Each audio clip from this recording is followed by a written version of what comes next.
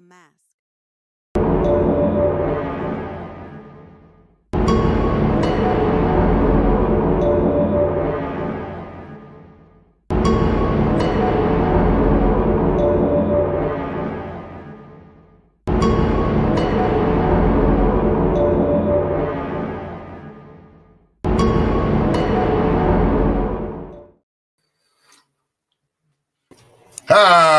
Y'all seen? We got a new intro. We got a new overlay. You know what I'm saying? I've been working on that shit all day long. Listen, I like that. It had a little bit of a horror element. Got Halloween coming up here in a bit. Yeah. And, and we got the mask on, so I was like, fuck it, let's do a little horror piano riff and see how that shit comes out. But hey, new shit. Season 2, it took a little episodes to get, some new shit up. But, new intro. New overlay. Y'all see the shit up top. As y'all know, today is the NFL Breakdown Week 3. We got the Mad Podcast in the corner. We got the Bet US sponsorship in our right-hand corner. Team MBS down the bottom. StubHub, another partnership. Subscribe button. Follow us on Facebook, YouTube, X, and StreamYard. Rick, what's going on, brother? Holy hell, I'm back in action here, man. It's been a long 2 weeks. Being sick last week, I'm ready to fucking go. He ready to fucking go. Yes, sir. That was torture. Out here watching y'all trash my Dolphins, and I watched them last week, and I'm ready to trash them. Let's go. All right, well, we're going to start off with the, however we got the shit situated. We can start off with the, Jets and the Patriots. The Jets defeated the Patriots. Damn, 24-3. As the AFC East guy, what's your thoughts on the game or the takeaway from it? Well, the biggest thing takeaway from this game is, first and foremost, division rivals are always fucking ugly, man. And we could say that until we're fucking blue in the face. That's going to happen. It's going to happen. It's going to happen. Second of all, it's going to happen for the Patriots this year. I don't know if it'll happen, at a speed they'd like. They've got some pieces in place, but we all knew Aaron Rodgers were going to wake up and shake the rust off. So that's pretty much what happened this game. Aaron Rodgers, I don't want Jets fans getting big heads, or I'm going to say this, and I'm not saying this as a Dolphins fan. Aaron Rodgers looked like the best Jets quarterback in the history of the game. He didn't come out here. He didn't come out there and blowing the freaking doors off people, throw bombs left and right. But what he did was he threw a clean football up and down the field and marched the freaking Jets up and down the field. And they actually look like a real football team for once. You know what? I agree. I think I said it maybe last week. I can't remember when. I still think Rodgers has one of the best arms in the league, even at his age. Throws one of the prettiest footballs. Without effort. You know what I'm saying? However people view him off the court, I don't give a fuck, because I just watch him what he does on the court, all that other shit that he speaks, and I tune that shit out. Like I say, I don't know that motherfucker. I just watch him what he does for the Jets every Sunday, Monday, or Thursday, or Saturday, whenever the fuck they play. For me, what I took away from the game, for them to win, to be productive, they got to run the ball, because you got to protect your 40-year-old investment. 33 carries, $133 on the ground, and 1 rushing touchdown. And they're splitting the carries between some dude, Braylon Allen, who I never heard of the motherfucker. I didn't know where he came from. Mm-hmm. And Breece Hall. So, that was good to see on the Jets' behalf, them able to run the ball.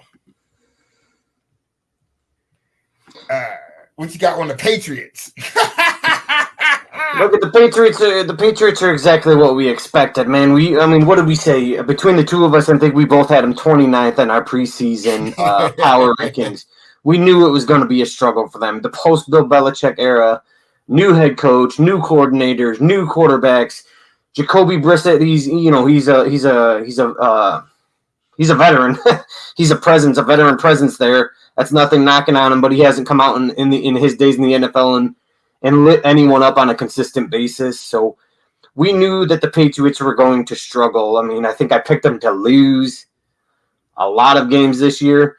But they've got some pieces in place. First and foremost, they're going to go through their growing pains their first season, and this isn't going to be an 8-8, and even maybe not even a 6-win season for them. It's going to be tough for them, but you always expect a new head coach to come in, and expectations are low. They're 5 wins, and you're considered a successful season unless you're taking over for an already established coach.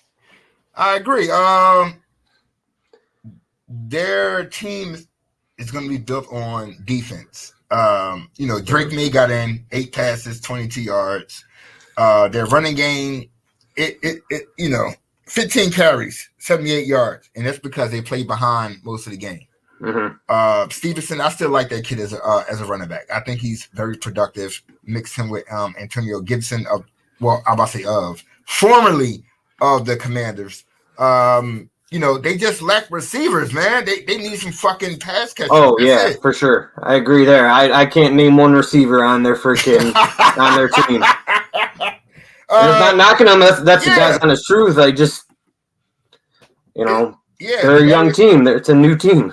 Demario Douglas, 7 receptions, 69 yards. Austin Hooper, 1 for 19. I mean, yeah, they want to get a quarterback, but you need somebody to throw the ball to. These guys got to catch the rock, plain and simple. So, yeah, expect them to struggle for the for the remainder of the fucking season. Yeah, for the foreseeable future, at least. Hell yeah. All right, next up. You talk about a shocker. I think a lot of people lost money on this fucking game. Oh, for sure. I mean, like, what the fuck? The Broncos, 26-7 over the fucking Tampa Bay Buccaneers. Rick, did you see this coming? Not at all. Tampa Bay, I knew was a team that was going to be a sleeper on a bunch of people. Apparently, they never woke up this weekend because, the Buccaneers.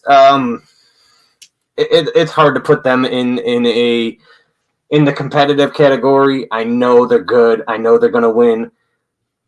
Probably 9-10 games. They'll probably win that division, but when you come out and you lose to the Broncos as if you were not even in the game the entire game, yeah, I'm a little bit concerned about your playoff chances.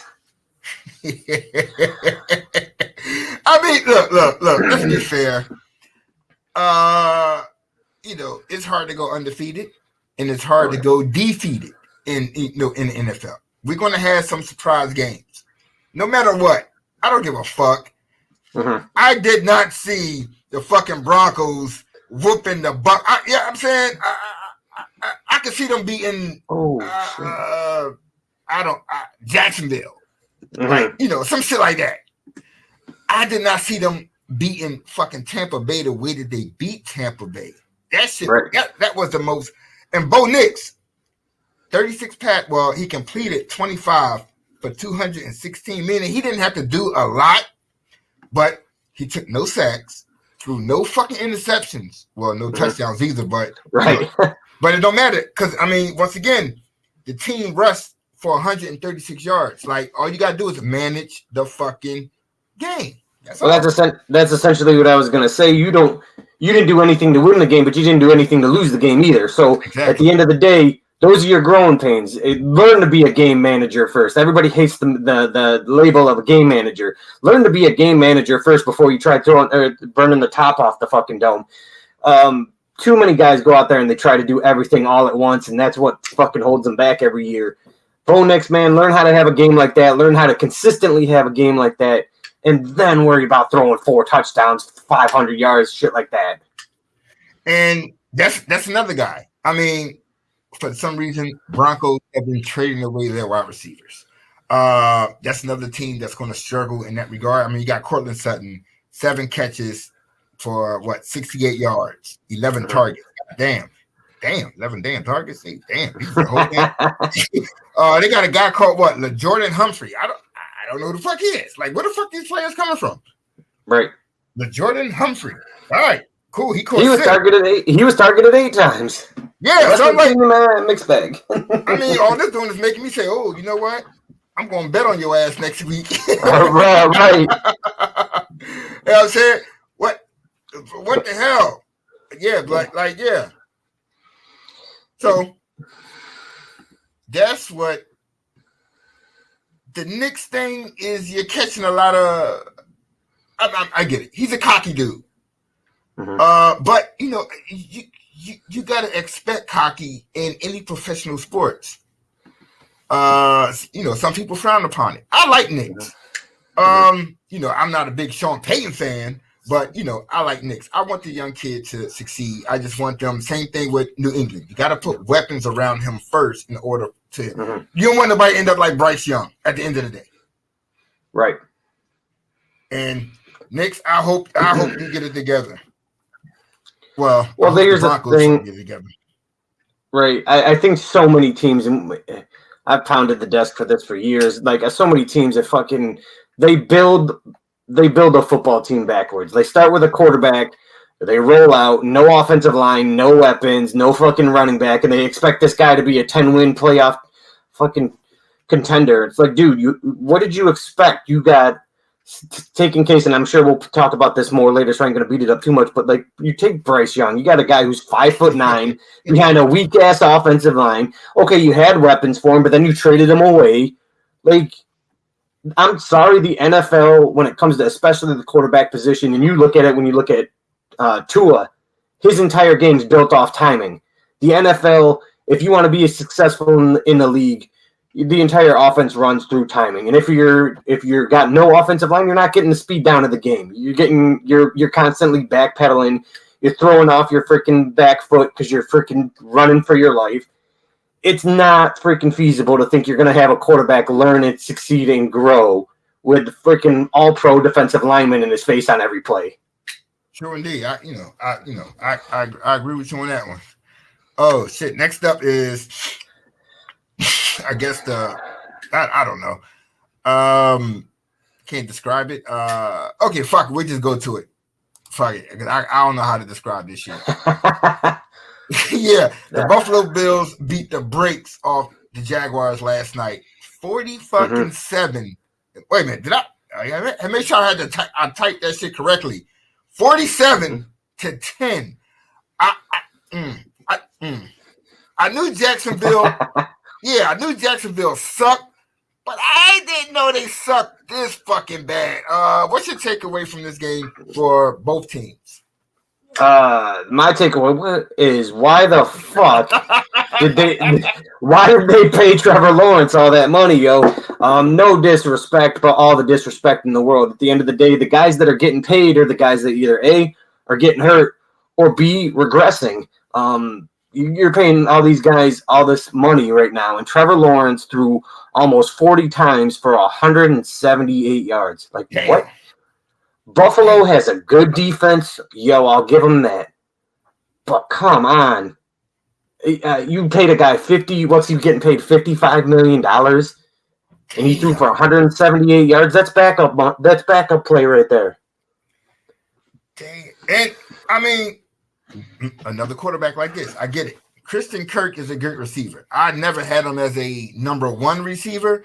The way that Jacksonville sees him as a number one receiver, like you also let Calvin Ridley walk out the door. You brought in Gabe Davis, who really honestly wasn't doing shit for Buffalo. I mean, I don't give a fuck what Buffalo fans say. Like, he was like a number 3 receiver at best. Well, Gabe Davis, man, he was the guy that would step in and make the big play when it counted, but he was never a consistent guy. He's never putting up, 75 to 100 yards a game. Yeah, like he give you one good bomb out of every 2 or 3 games and shit. You're like, oh my god, he's about to take the next step. Yeah, right to the bench. Like, but this whole Trevor Lawrence shit, like, and once again, I say this shit every week that we on here and we talk about NFL. I had no idea he has not won double-digit games. I fucking see why now.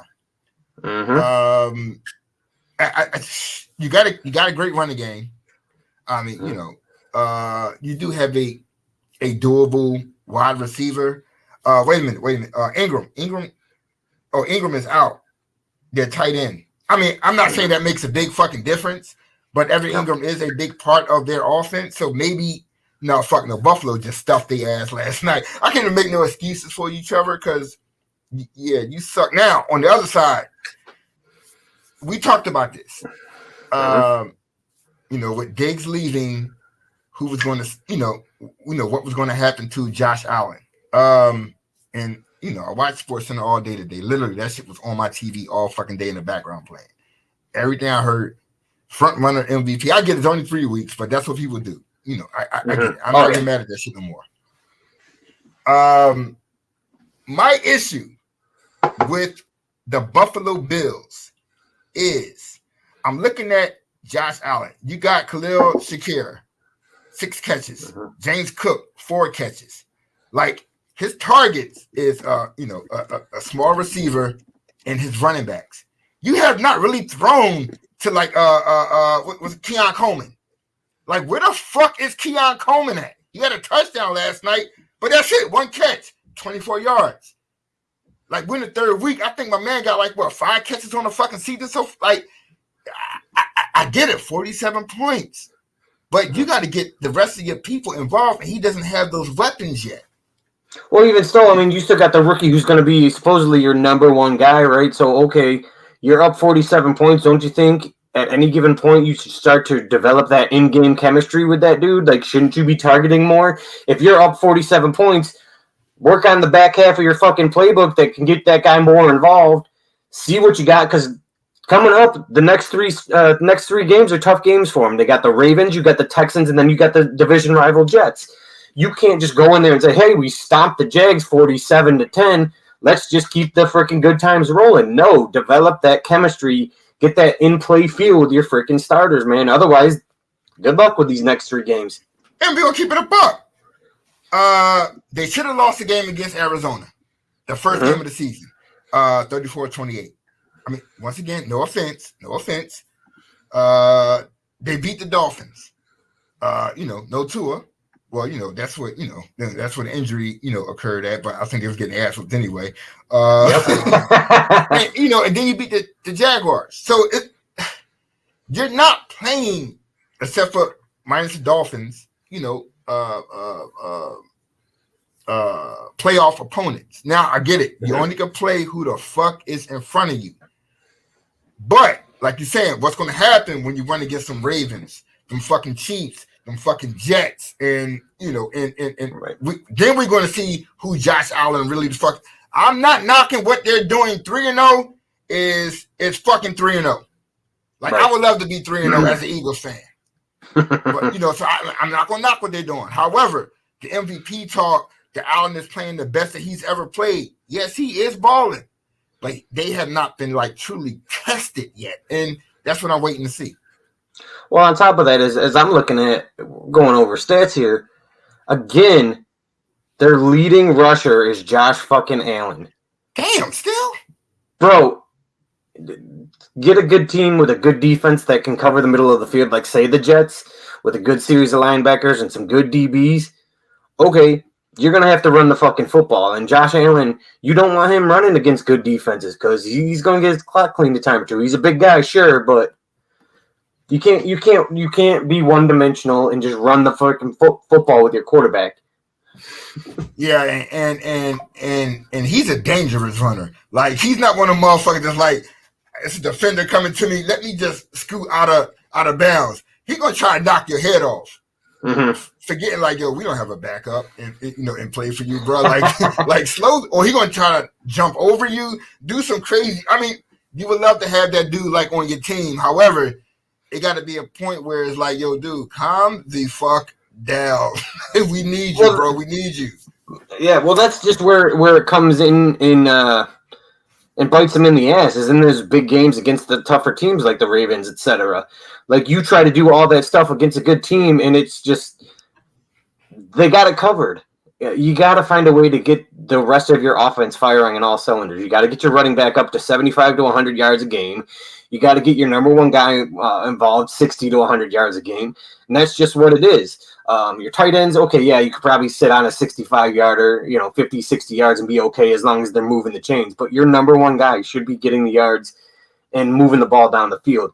Because if you remember, we go back to that Chiefs games a couple years back where there was 6 touchdowns under 2 minutes. That was an air show. You know what I mean? That's not going to happen this year. You've got to find a way to stay in the game and keep the ball in your offense's hand. I'm with you. I'm with you on that one. We'll see in the coming weeks where Buffalo and Josh Allen really is at. On to the next one right here. What we got? The Colts beat the Bears 21-16. A matchup of up and coming quarterbacks or young quarterbacks or whatever the fuck you want to name them. Young quarterbacks. Rick, your takeaway from this game? Man, they had freaking Caleb Williams throwing almost 55 times, 52 times for 363 yards, 2 touchdowns, my guy. That's what they expected out of him when they drafted him. Now, 2 interceptions, probably not so much. 4 sacks, okay, not great. But the Bears kind of put on a show that they needed to, but it didn't really go anywhere. Like, you scored 16 points. You threw for almost 400 yards and scored 16 points. Come on.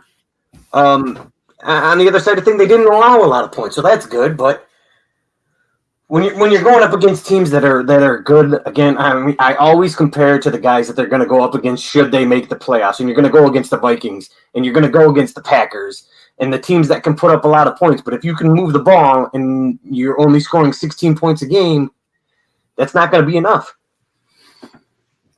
Now, I agree, and the issue that Williams is facing is his O-line sucks. I remember seeing them going for it on 4th down. I don't know if I should laugh. I don't know. To the point where the defensive line of the Colts just completely mauled the offensive line of the Bears, and Swift had to go backwards because there was no fucking running room.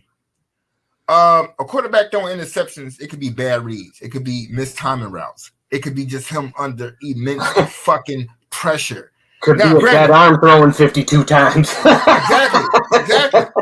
Now, the man threw for over 300 yards, which was tremendous. Finally, everybody was involved in the offense, which is great. But, once as he grows and cuts down on the turnovers, the mental mistakes, the Bears are going to be all right. Still no Robinson yet. Wait a minute. No, not Robinson. Oh my God. What's the fucking wide receiver name? Why am I doing Keenan Allen? Yeah, still no Keenan Allen yet. That makes a fucking difference. People, one player doesn't make, a player like that does make a fucking difference, especially when your other wide receiver is a rookie. And then, you still got DJ Moore.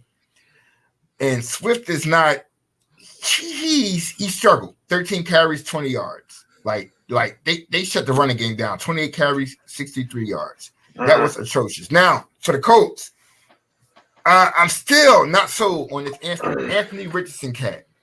I know you're kind of big on him. I think we talked about it during our preseason rankings or whatever the fuck they were. I just don't see it in the kid. I see the flashes, and I think that's what I hold on to, because I see, like we talked about it, very first week of the season, he threw that, an absolute beautiful 60-yard fucking bomb. But that's a once every 3 game situation.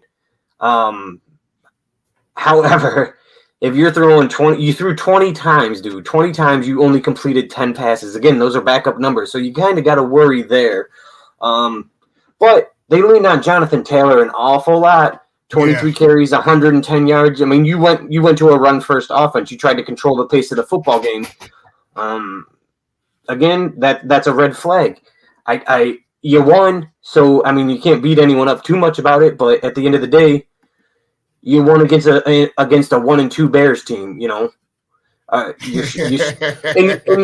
and you squeaked by with that win. You see them face in their division rivals 29-27 in week 1. You're like, oh, cool, man. The Colts might actually do something. And then the next 2 games, they take a step back. So we have to wonder, is it the quarterback who's not living up to his potential, or is it the coach that's not developing the quarterback to live up to his potential? Good point. Which brings us to a crazy quarterback game right here. All right, we had the Green Bay Packers defeat the Titans 30-14. And okay, do we have a quarterback controversy? I'm bullshit. We had a damn quarterback controversy. Jordan Love is still a dude. However, Malik Willis is fucking 2-0. Remember when Love went down? Everybody just started writing off the Packers. How I know? Because I think I was one of the motherfuckers who wrote them off. I mean, I'm looking at the Malik Willis from Tennessee, and I'm thinking there's no way in the fucking hell he's going to win a single fucking game for Green Bay. But yet here he is, 2-0, and not just 2-0. He's managing the game unlike he did for fucking Tennessee. What did he do? 13 for 19, 202 yards, 1 touchdown, no fucking interceptions. Like, you did what you're supposed to do as a backup quarterback, and you are fucking 2-0. Yep. 2-0, 200 yards on 13 passes. That's crazy. You 19 passes, but 13 completions, 200 yards. You average 10 yards per pass. It kind of makes you wonder. In the same sense, where we've knocked the making Jordan Love the highest paid quarterback at the time. You made him the highest paid quarterback, and you got a backup coming in who seems to be doing just as well. It makes you wonder if it's money well spent, or you're always going to get that system. He's a systems quarterback. Every time you see the same way you did with Tom Brady, every time a backup came in and did well. So is it good coaching? Are the right pieces there? Do they have the depth they need? And right now the answer to all that is yeah, absolutely. You got a quarterback doing what he's supposed to do. He's not trying to do anything too fancy. You got guys that are stepping up, filling a role, and the team's winning. I don't think the Packers, I was one of the people that wrote them off. I'm like, oh, there goes their season. But here they are still chugging along.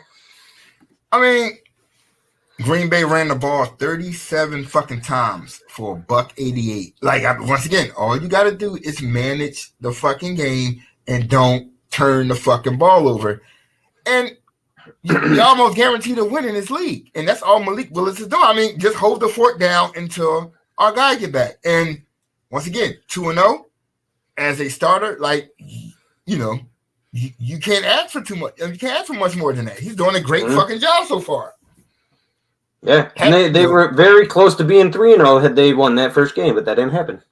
Well, yeah, when you got to go there, you ain't got to beat us. Fuck that shit. Right. Next, we got the Lions defeated the Cardinals 20-13. Rick, what's your thoughts on this game? This is the same freaking Arizona Cardinals team you're always going to see. It always drives me crazy, and I know it's got to drive Cardinals fans crazy, man. The game where you beat and the supposed the league favorite right now through 3 games, Josh Allen, the MVP. So you look like a real football team, and then you go on the next 2 games and you win 1 and you lose 1, and now you're sitting at 1-2. Okay, things happen. You played a tough Detroit team. They're a playoff team. Congratulations, they beat you. Big deal. No, let's move on. But at the end of the day, Kyler Murray still is the same old shit that I've seen from him year after year after year. 21 for 34, 207 yards, a touchdown, an interception. Ran 5 times for 45 yards. I don't get it. They have so much faith in this kid, and okay, yeah, he's not. There's not 32 quarterbacks in the league better than him. He's a starting caliber quarterback, but I'm still thinking. I remember Arizona. What was it? At this point, it's probably 12 years ago, but when the Cardinals had like 3 quarterbacks, every time one would go down, another one would step in and do all right. You got to get this kid some competition, get his head on right, and get this kid going in the right direction, man. Because at the end of the day, it's that Jekyll and Hyde shit where he's good, he's great, he's failing. Like, he's never consistent. Their issue, oh man, I'm not gonna throw no jabs. I'm trying to say it without throwing a jab because I really don't want to throw a jab. Their team should be built on defense because of who their coach is. He left the Eagles. I ain't mad at the motherfucking Super Bowl trip. Fuck it. Why not? But yet, the Lions destroyed you in time of possession, almost fucking doubled you. And once again, with Detroit, to me, should have been in the fucking Super Bowl last year. Mm-hmm. So we're not going to sit here and act like Arizona played the fucking New York Giants. We're not going to act like they played the fucking New York Giants, because they did. They played arguably one of the top 3 teams in the fucking National Football League. Easily. And you still was right there. I mean, at the end of the day, you were still right there, able to, to pull the fucking game away. Kyler Murray is going to be okay this year. Him and Harrison are finally getting their chemistry down pat. Matter of fact, what was the numbers on Harrison? 5 catches, 64 yards, 11 targets. Once they get that shit down pat, they're going to be okay. Their issue was they could not run the fucking ball on Detroit. James Conner, if he can get a 4-head of steam going, that's an issue. They just could not run, and it happens. It happens. It happens to the best of them. Some games you can't run, and they was not able to do that against Detroit. However, they're still young. In my eyes, they're still young. Murray, Conner, and Harrison. That's a good trio with McBride as a tight end. They're going to be okay as the season progresses. They just ran into one of the best teams in the NFL. And yet, just like with the Buffalo game, you were still right there. This team is going to be a problem by the end of this fucking year. Watch. Guarantee they're going to upset some motherfuckers. Well, here's the thing. I think you hit on a few different times. You keep saying they're going to be okay. And I think that's the problem from my perspective, is just okay. Because let's face it now. Yeah, you're building this team. You've got young talent. But, you faced in week 1, you faced a playoff team, came up short, was within a touchdown. Week 3, faced a playoff team, you came up short, was within a touchdown. Okay, cool. I don't think they're there this year. You're absolutely right. They're going to upset some teams this year. But I think you got to go back to, was it 2, maybe 3 years ago with the Detroit Lions, where they had 7 or 8 games where they lost by a touchdown or less. Yeah. And I think you're going to see a lot of that out of Arizona this year. They might not be there just yet. I don't think they might. I think pushing 8-8 would be their ceiling, and that should be something that should be easily doable for them. But if you think they're going to be a playoff team, maybe they hit their stride later in the season. That could totally happen, because they do have, like you said, they have the pieces. But I think they're one of those teams that's going to come up, 5, 6, 7 games within a touchdown and, come up short. We'll see. I got faith in them little young fuckers, though. I do. I really do got faith in them. Once again, they just ran into not a hot, but Detroit team that was up for the task of stopping the run. You stop Conner, you stop Murray on the ground, you pretty much got a chance to beat the Cardinals, and that's what they did. 2013, close game, young team. Like you said, that was Detroit 2 years ago. I think that's where that's where they're heading to. They're gonna be a problem. They're gonna be a fucking problem. Next up, we got we got the Kansas City Chiefs against a team that I picked going to the playoffs before the season started. The Atlanta Falcons, 22-17. Rick, what's your thoughts on this? Another game the Chiefs could have, should have, and would have lost. And I don't know how teams are beating themselves. Everybody wants to throw around the refs are beating the teams for the Chiefs. It's just they're struggling and they're still winning games. I don't know what the hell. I don't know how we pin this team down, because we could say, oh, it's, you just got to stop Travis Kelce, and that's how you beat the Chiefs. But I saw a thing, I think it was on ESPN earlier. He's got 3 catches for 63 yards the entire season. Yeah, Kelce is. So they've shut him down. They've done their job, but unfortunately, other players have stepped up in that spot, and I don't know how much more you can say how you stop the Chiefs at this point. All right. Now, in all fairness, and please don't kill me, because look, this is what it is. We talked about it since the beginning of this show. Like we said this quarterback threw 40 something times. This quarterback threw 35 times. Mahomes threw 39 fucking times for 217 fucking yards. However, no one talks about that because it's fucking Patrick Mahomes. So the same way we talk about a Trevor Lawrence, the same way we talk about a Kyler Murray, or Anthony Richardson throwing that many passes but only accumulating this many yardage. Yes, I'm going to mention Patrick Mahomes too. I don't give a fuck who he is. I don't give a fuck how many fucking championships he got. I don't care. Now, what I would say is this motherfucker Rashee Rice, he's the fucking truth. I'm not going to do that. I'm not, because there's only one. There's only one Tyreek Hill. Mm-hmm. However, this little motherfucker reminds me of Tyreek Hill so fucking much, yo. I mean, you can't even argue that. They targeted him 14 times. He caught 12 passes for 110 yards and a touchdown. Like, argue with yourself. Go argue with the corner. I don't know what to fucking tell you.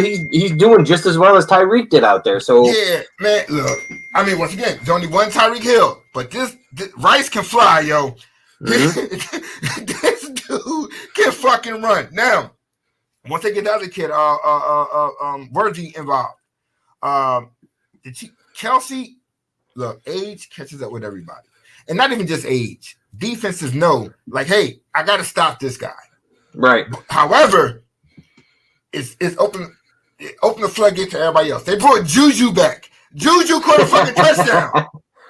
Yep. Like, what the fuck? The ground game was okay, even with Carson still coming in. The ground game was okay with I always pronounce his name wrong. How you pronounce his name? Pachero? How you pronounce his name? Obviously, this shit wrong. Pachinko. Obviously, Pacheco. Yeah, Pacheco. Yeah, that's what it is. Now, I'll get it down eventually. Yeah, good for them. My issue, and I'm big on the Falcons. I'm going to remain big on them. They are another team who is, they're right, they're right there. Still young. Their defense, I fucking love their defense. Mahomes, once again, 217 yards. Ain't nobody gonna tell me nothing about that fucking Falcons secondary. That secondary is top fucking notch. Yeah. They're not passing on that fucking secondary. Mm-hmm. If they learn to stop the fucking run, they're going to be a problem. Now, once again, you got to get your coordination down between Kirk Cousins and Drake London, Kirk Cousins and Kyle Pitts. Robinson in the backfield, running the ball or catching the ball is a problem. But once they get on the same fucking page, it's going to be, they're going to be, that's another team. I keep saying they're going to be okay. Their early season schedule has not been easy. Right. Like, we keep saying, like, yo, what the fuck, these teams, or what they're 1-2, but they're not getting blown the fuck out. They're right there at the end of every fucking game with a chance to fucking win. All they got to do is get that first foot in the fucking door. I still pick them to go to the playoffs. They're still going to make the playoffs, in my fucking opinion. I don't care what Rick says, because I still got faith in. I still got faith in the Falcons, Joe. After that bullshit they poured against the Eagles, I still got faith in them. God damn. We talked about it at the beginning of the season. You hit it that I wasn't sold on it, but at the end of the day, like you said, Kirk Cousins is going to give you an extra 2 to 3 wins a season, and right now they're closing in those 2 or 3 wins already, 2 or 3 win range already.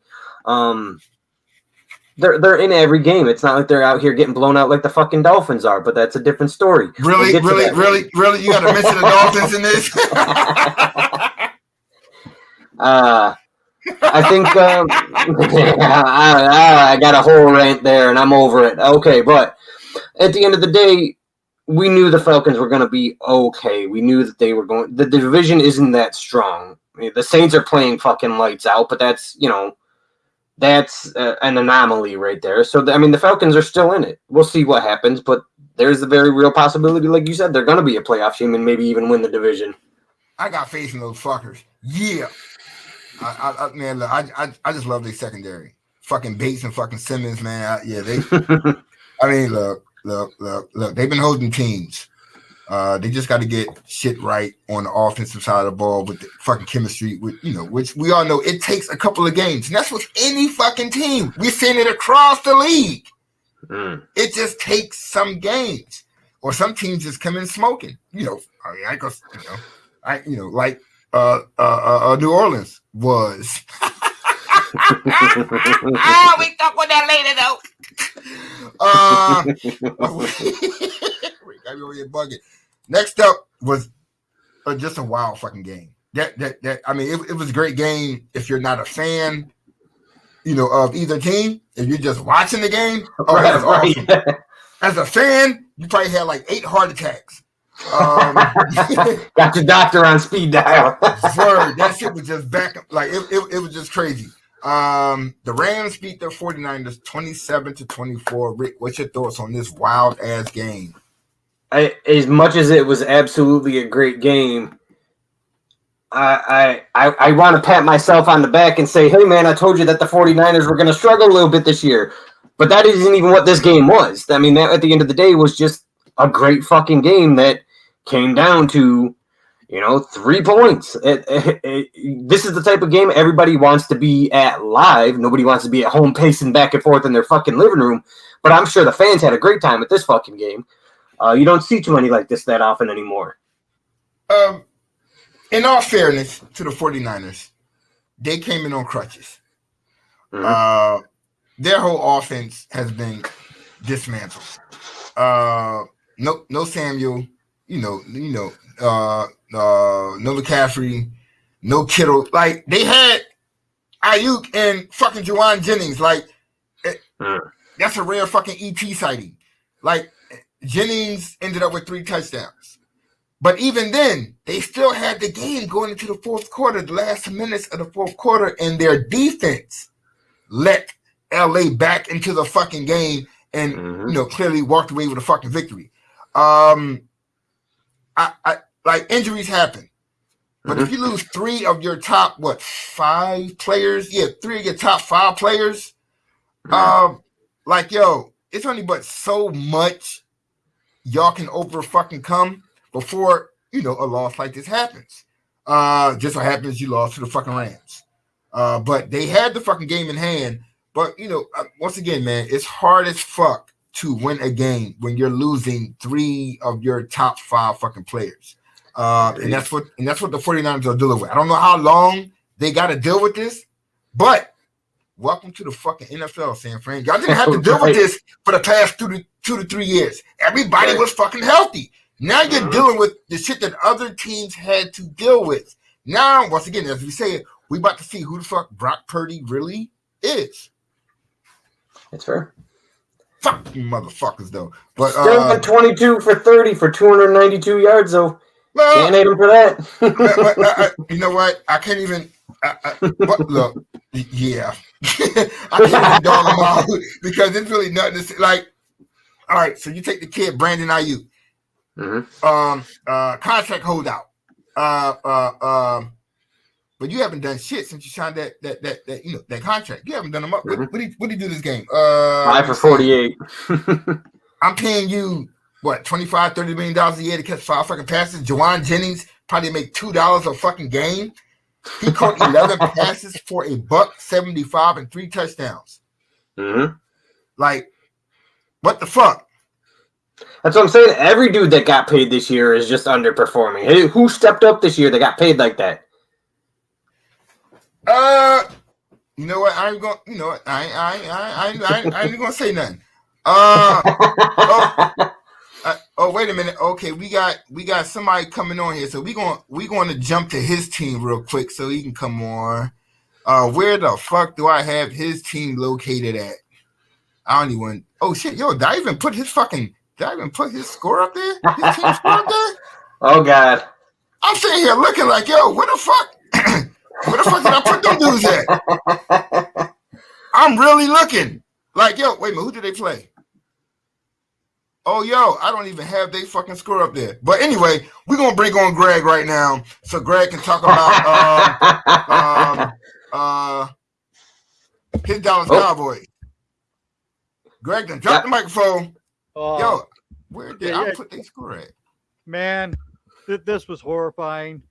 But let's go to that Rams and Niners game here first. The Rams-Niners game, man, both offenses were decimated going into this game. So, I mean, the Rams had no Puka Nacua or Cooper Kupp. For them to come out and do what they did to the Niners and was phenomenal. That's just the bottom line of this. Mm-hmm. You know? That's a fair point, man. And I tell you what, and we're gonna get to this a little bit later on with my freaking with the Dolphins, because I've been sitting on this all fucking week. Y'all but crazy. that's the whole fucking point. When you guys got guys who can step into the role, the backup roles, the second, the third team guys that come in and play their ass off for you, then you got a winning formula put together. Well, the Rams still have Kyron Williams, who, of course, went to Notre Dame, which means he's a great football player. Shit. Here we go. That's the bottom line. But, again, Kyron Williams, did help the Rams win. So Here we go. Here we go with that damn Notre Dame talk. He was taking one of them shots in there. All right.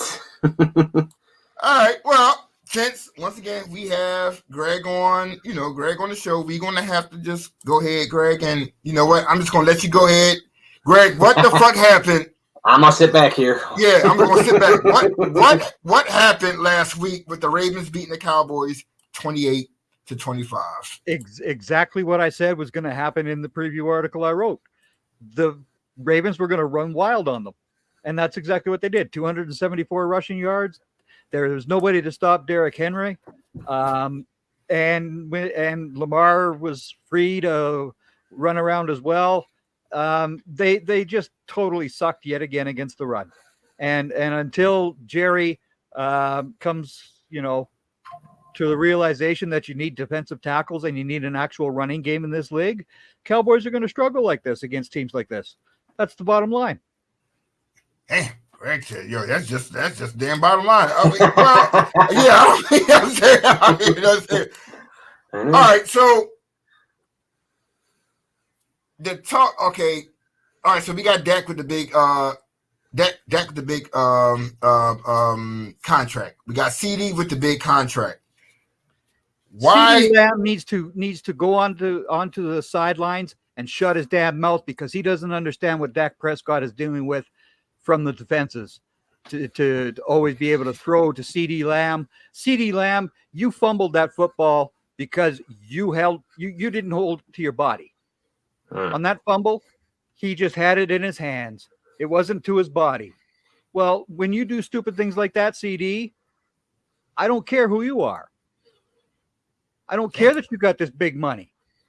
But when you're on that sideline acting like a 3-year-old, that is detrimental. I agree. It is. It's dumb. And it happens everywhere. When Dez Bryant would do this stuff to Tony Romo, Dez Bryant was actually wanting the damn football. He wasn't whining about not getting the plays, but he wanted the damn football. All right, so CeeDee Lamb goes and whines like this all the time. It drives me bananas. So how do we see anybody fixing this team going forward? I don't see any fix because Jerry owns this team. I mean, that's damn, Greg. I mean, it is. It's true. Jerry Jones, he came out today and said, "We're perfect at every position." Oh my God. No. There's confident and then there's delusional. Yeah. Oh, wait a minute. He really said that shit? Yeah. Yeah, he said we're perfect. He also said earlier this week that they couldn't afford Derrick Henry, the richest fucking football team in the NFL, in almost professional sports, couldn't afford Derrick Henry. And I want to say this because they pointed this out.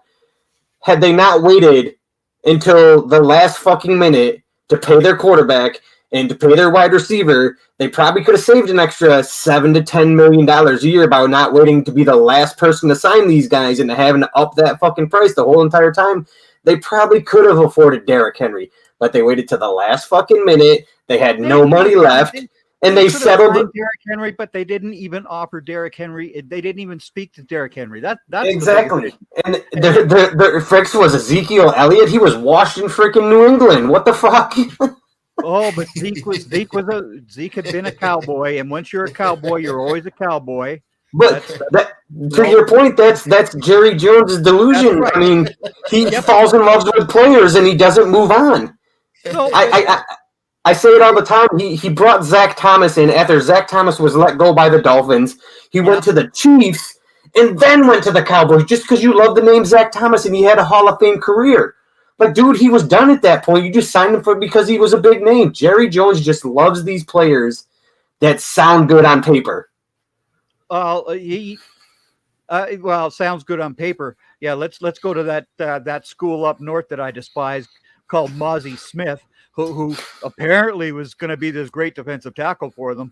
I mean, come on. He is horrifying. Now, if it's this year and the Cowboys are going to be down drafting up nice and early, okay, I'll take Mason Graham from that school up north. Thank you very much.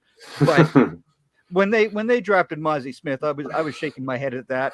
And again, you don't even get Carson Steele, who was an undrafted free agent. They didn't even offer him anything either. When you don't make any moves to improve your team where it needs the most improvement, you're always going to end up struggling. Now, of course, tomorrow night they get the Giants again, and that means Dak is going to destroy them as per usual. But again, this team really, really is never going to be a Super Bowl contender as long as Jerry is running the show. Well, I think the funniest part for me is like Cowboys fans are going to go in on freaking Dak Prescott, but Dak Prescott's not the reason they lost that game. You threw for almost 400 yards. You had 2 touchdowns. Okay, you know, what more could he have done as a quarterback? But that was garbage time. According to these people out there, that was garbage time. Oh, my God. No, there is no such thing as garbage time in the NFL, folks. It's a 60-minute football game. Hell yeah, true indeed, Greg. True indeed. And that garbage time was when they was making that comeback. So, right. Yeah. It's only garbage time when they lose. If they would have made a comeback, it's the greatest game ever. Well, yeah. Fuck out of here. Exactly, right? And it just, again, this is the noise that's out there, and everybody talking about Dak Prescott like he's a bad quarterback and stuff. I'm sorry, the guy's got 36 wins in the last 3 years, and only Patrick Mahomes has one more win in the regular season than Dak Prescott has. So again, it all goes back to the lack of the defensive tackles. It is so horrifying to see Derrick Henry just running loose up the gut of the Dallas Cowboys defense. When you're a linebacker or a secondary player and Derrick Henry's coming at you, good luck. Good luck. Well, I always laugh, and it's not to throw shade at the freaking Cowboys fans, but you saying Dak Prescott. Listen, I remember a few years ago when Dak was out, how bad that fucking team looked. And he might not be the guy for you, but they are twice as bad without him, first of all. Second of all, that's your typical Cowboys fans. Typical Cowboys fans, right, but they don't appreciate a good quarterback. They did the same fucking thing to Romo. Yep. And again, I don't like putting any pressure on a quarterback. I don't believe in that. I believe it's the other 10 guys out in the field with you that gets you to be successful. And when you don't have those bodies out there that you can run the football, you're just going to be a one-trick pony. And he had to throw 51 damn times in that game. Yeah. Because again, they don't have any running backs.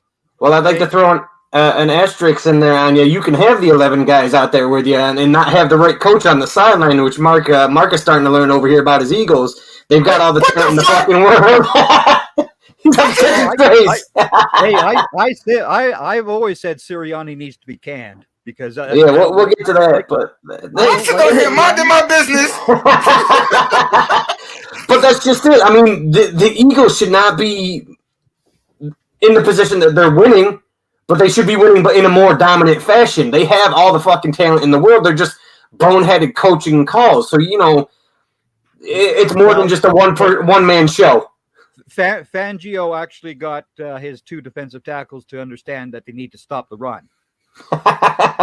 Listen, Fangio is Mark's problem now. I don't even have to worry about that shit. That's all right. That's all right. Oh, don't worry. We you know what I'm saying? We get to my Eagles a little later on. You know what I'm saying? I'm not even going to comment on y'all blasphemous shit y'all talking right now. But again, and the Ravens almost gave up another lead that they had in the fourth quarter, like we talked about last week, Mark. That would have been the 11th time in the last 4 seasons that they've given up a fourth quarter lead. They got lucky in that game. They got lucky. I agree. Hell yeah. I'm just I can't say I'm waiting because I don't want it to happen. Because I want to run away with the division. Once again, I'm happy that the fucking Cowboys lost. You know what I'm saying? It's I'm actually more happy for the Washington Commanders being in first place. That makes me happy.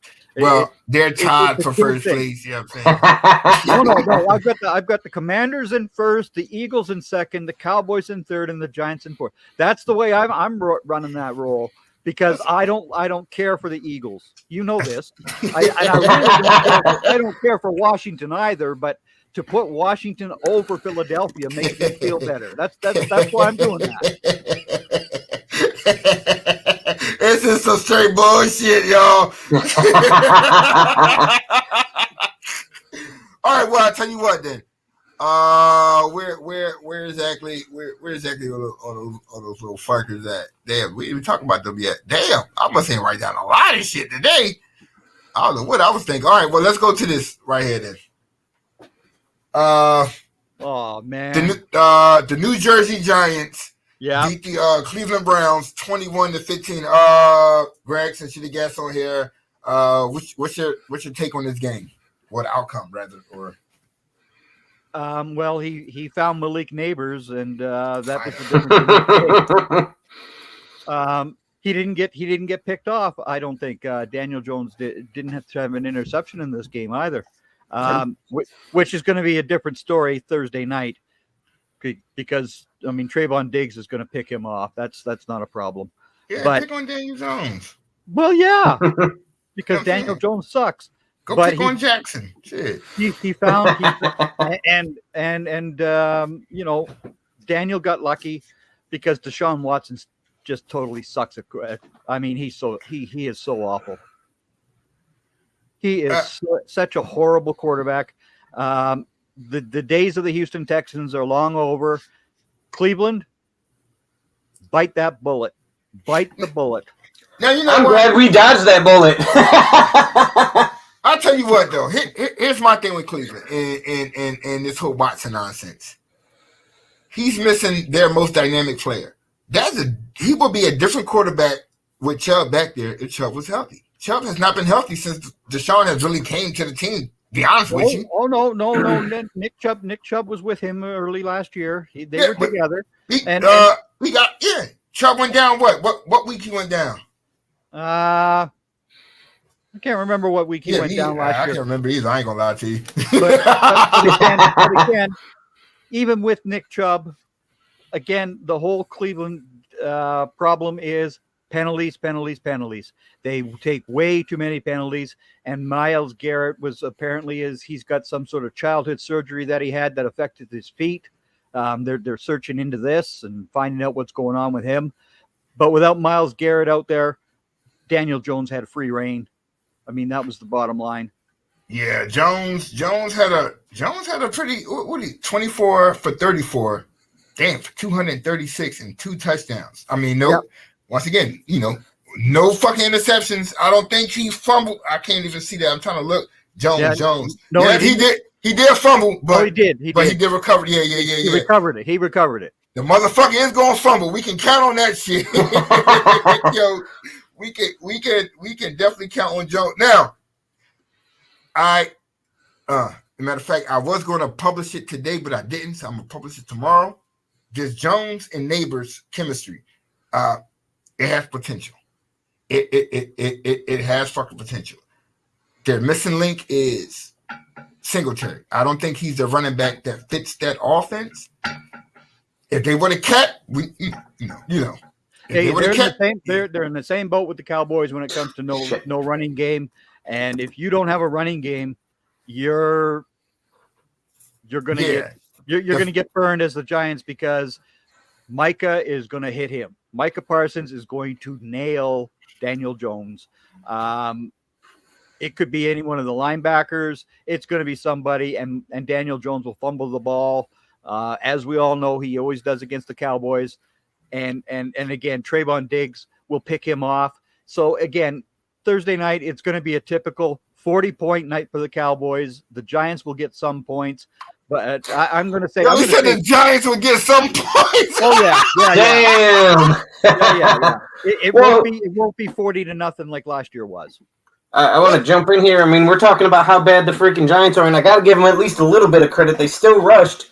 Their two top rushers still rushed for 4.1 and 4.5 yards per carry. That's averaging a first down per carry. So at the end of the day, they did enough against a bad team. Are they going to be able to do something like that against a good team? And I think that is where, to your point, we're going to see the difference, because you got a Browns team that isn't performing at the best that they could, but they still ran the ball effectively. Daniel Jones didn't turn the ball over. As a Giants fan, you kind of got to be happy with that one. Not even that. We forget the most important part about that victory. That fucking Giants defense was on some other shit. They had like 6 or 7 set. Like, they was on some other shit Sunday. They came to play. if they can find a way to get to Dak with Brian Burns now, they can have a long fucking night. Yo, Dallas can struggle. I don't see no 40 points. Jake Ferguson is going to have to stick around the line and chip against Burns. And Elliott, even though he can't run the football, is still a damn good blocker. So he'll be in there blocking against Burns. Dak Prescott's going to have all kinds of time to find CD. And again, the Giants are going to get walloped. Yo, just be they're going to get walloped. Hey, listen, I'm all for that, because you know what? Actually, either one of these teams, they could both end in a tie, and I wouldn't give a shit. But at the end of the day, let's be real. You kind of got to put an asterisk by that, because the Cowboys beat them up on last year. But every year, it's like the same thing with the AFC East. Whatever it is with these NFC, AFC East teams, a team could have 3, 4, 5 wins a year, and 2 of those games are in division. You know what I mean? So the Cowboys every year, like, there'll be a 10, 11, 12 win teams, and they'll somehow find a way to lose to the 3-13 Giants. So I'm not saying not with Dak Prescott as the starter. They've won 12 straight against the Giants, and tomorrow night or Thursday night will be 13. All right, hey, that's a good point. Hey, but at the end of the day, I hope it's a good game, because we could all be in bed by 9:30, but that's all right. That's why I want the huge 40-point game for the Cowboys, so I don't have to watch it. I could just go to bed. I'm over and done. Because again, then they got to go to Pittsburgh as well, and that'll be a nightmare. It'll just be horrifying, because TJ Watt's going to come against Terrence Steele and Tyler Guyton, and just if Dak could go down in that one. Dak could get seriously hurt in that one. So all right. Well, since we got let's jump to the last. Well, not the last, but since Greg talking all this shit right now. The Commanders last night beat the Bengals 38-33. Greg. Which puts the Commanders in first place in the NFC. Well, you know what? See, we're not even going to go there. Yes, we are. But again, Jaden Daniels took away a record that Dak Prescott held. Dak was 88.6% percentage in one game as a rookie, and Jaden Daniels topped up by going 91.3%. So he only missed 2 passes last night. It was phenomenal to watch. The Bengals. I'm so sick and tired of hearing about how great Joe Burrow and Jamar Chase are. If you two are so great, you'd be 3-0. You're 0-3. And this whole nonsense of having to have a guy with you that you went to college with, it means something. No, it doesn't. It doesn't mean a damn bit of difference. Because what you did in college hasn't translated very well to the pros. And that goes for Trevor Lawrence and Travis Etienne as well. That little combination in Jacksonville. And again, the Commanders, full marks for the victory. And the Bengals, their whole defense just totally sucked last night. Absolutely sucked. Rick, what you got? You know what? I kind of got to be the opposite side of that coin there for a minute. And you're right. Blame it on the Bengals defense, because at the end of the day, Burrow only had 9 incomplete passes out of 38. Thank you. Still threw for 324 yards. Jamar Chase only had 6 receptions for 118 yards and 2 touchdowns. The offense was there. What wasn't there was their run game. And despite Chase Brown rushing 7 times for 62 yards at almost 9 yards a carry, we didn't lean on that a little bit more. You didn't try to control the football when Jaden Daniels is just marching down the field with his team. The whole point of any game is if you can't stop the other team when they're on offense, keep the ball out of their fucking hands. Run the ball, control the clock, keep the shit moving. Zach Taylor has never been able to do that since he's been coaching Joe Burrow. It's always the pass. Even when Mixon was there, they would always go to the passing game. And that's ridiculous. It's stupid football. Chase Brown should have had at least 15 carries last night. Oh, yeah. Yeah, when you're rattling off 9 yards of fucking carry, lean on the run game a little bit more. I don't care if you got a superstar quarterback and a superstar receiver and they're leading the fucking NFL. The whole thing is, to Mark's point earlier, controlling the football, not turning the ball over, time of fucking possession and field position. Hold up. Hey, yo, Greg, what you got over there, bro? I'm sitting here like, yo, I'm sitting here looking at the screen and shit. You talking? I peep up at Greg. Greg, what's some slick shit? I'm just having a cigarette. Yo, hey, look, hey. No, I'm perfectly legal up here to there you go. Hey, look, there is no law against smoking marijuana up here in Canada. So. Word. All right. Damn. All right, well, I mean, to both of you guys. That's because they got free healthcare, man. They don't give a shit. Exactly. Yeah.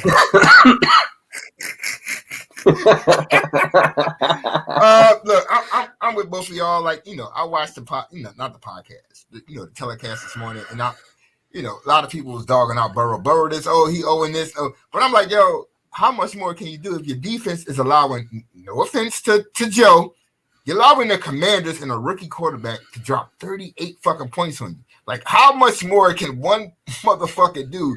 Like, you want to throw for 800 yards? Like, at some point, he's a rookie quarterback. Stop the motherfucker. Well, can we just throw in the fucking fact that he was 91.3% completion, as Greg brought up here, but it's not like he was averaging like 4 and 5 yards a fucking pass. He averaged 11 yards a fucking pass last night, dude. Like, you let a rookie quarterback just pass all the fuck over you. But once again, it's Joe Burrow's fault. Like, for a minute, I forgot he plays safety or linebacker or DT. I forgot that he's out on defense. He plays both ways. I guess he's Travis Hunter. I had no fucking idea. But he's being blamed for something that he can't control. His team is putting up 33 points. Let the defense stop somebody from putting up 38. You should win a game when you score 33 points in the NFL, but when your defense totally sucked, your history, right? But, and it goes back to the Cowboys too. I mean, if they had stopped Derrick Henry at least 2 or 3 other times, the Ravens are only scoring 21 points. You score 25, you win that game. You win that game. That's just it. Like the Commanders didn't have that great of a rushing game. For one individual person, you had Jaden Daniels, 39 yards. Austin Eckler, 35. Brian Robinson Jr., 33. Like, But you contained those each of them. yards add up. Those yards add up. Right. And that's just it. Again, it came down to when you have those guys that are not blowing the freaking doors off defenses, you're controlling the clock, and that's exactly how Washington won that game. Yep. All right. Move on because we got a surprise guest coming on later on too. Another surprise. Woo! Yeah. Well, no, Greg just popped out of nowhere. I ain't gonna front. I didn't know Greg. Greg, I just got home and I decided I had you on the TV there and I think, oh, what the hell? I'm just gonna yeah. I saw the shit pop up. I was like, oh shit, Greg on. I was like, yeah, fuck it, that's my boy Greg. he got on. He fired up a air quote cigarette and he got ready to roll, man. I was like, yeah, fucking Greg, come on, let's go. Yeah. No, the next guest, y'all really be bugging out on though. But all right, next game is I don't give a fuck. I told Greg, I called this shit last week. The one that listens to me. Panthers defeated the Raiders 36-12. I told Greg, watch Dalton throw for like 300 motherfucking yards. Meeting the chains. None of us listened to you at all, Mark. I apologize. We should have realized that the Red Rifle was going to come out firing and all that fun sort of stuff. And the Raiders, I mean, holy mother of Lord. What in the hell was that for a defense? Yeah, that should have been like an automatic win. Like that should have been like a forfeit. I don't know. they just straight pissed that game away. Like, God, are you Dalton ain't been relative since what, 2012? Like, come on. and now Gardner Minshew might not even have the job anymore. He's starting. Pierce said he's gonna start him. They got no choice. Like, who the fuck are you gonna put in? What's that dude name? Aiden O'Connell. Aiden O'Connell. Mm-hmm. Man, look, mine just give me a fucking helmet and a fucking some shoulder pads. I could throw the ball 4 yards to Devontae Adams and shit. Like, but on another note, oh, look, man, what my man do? He 26 for 319 and 3 touchdowns. Yep. And what makes it bad is that now they got to look at Bryce Young and be like, motherfucker. What's the excuse? Now I could see if he would have came in and went like 102 yards and 2 interceptions and no touchdowns, then they can be like, you know what, Bryce, my bad, I'm sorry. But now Bryce Young is like, damn, maybe I do suck. Like, what's the excuse? But I've always said this when it comes to Bryce Young in the NFL that he was going to struggle. He would struggle because he's not surrounded by those big boys that he had at Alabama and all that fun sort of stuff. And he got away with what he could get away with in the SEC. But this is the NFL. Those boys hit you. They hit you real hard, and they are coming for your job. And he's lost his job because of that. Yeah, I don't know. I always feel like I don't want to say the voice of reason, but like the voice of empathy here for fucking poor Bryce Young. At the end of the day, I don't give a shit what anybody says. You can't learn the speed of the NFL without an offensive line. And everybody wants to be like, oh, Andy Dalton this. Yeah, Andy Dalton was a fucking playoff caliber quarterback in his prime. He's a 13-year veteran. Of course he's reading defenses a little bit better and a little bit quicker. It's called muscle memory. Once you get to that level, yeah, fucking Bryce Young is in his prime, but he's still learning. I do not care. You're not – you take some of the best quarterbacks in the NFL. None of them came in and lit it up year one. And, okay, you got a guy that came out and he struggled in the first game of year 2. You set him down. Okay. Is he done in the NFL? No. You take a guy like Ryan Tannehill, who did okay in Miami, but he was a playoff caliber quarterback in Tennessee. There are other options in today's NFL. You don't have to say, oh, it's all, oh, you sucked, your career's done, go fucking hit the showers, kid. There's still got to be a learning curve there. You put Bryce Young behind an offensive line like the type that the Eagles have, and he would be all right. But he doesn't have that. He does not have those guys in front of him. If you had the Eagles offensive line in front of Bryce Young, he'd have more time to operate and all that fun sort of stuff than he has had with Carolina. That's just the bottom line of all that. But again, he did not improve either. He just has not shown any improvement from year one to year two. And this coaching staff isn't vested in him because they didn't draft him. Fair. Hey, So- I agree. You know, he could be shipped out of there. He could become the Miami Dolphins quarterback. Don't you put that evil on me, Ricky Bobby. I'm just throwing it out there because I mean it is the rumor of the day out there. Right.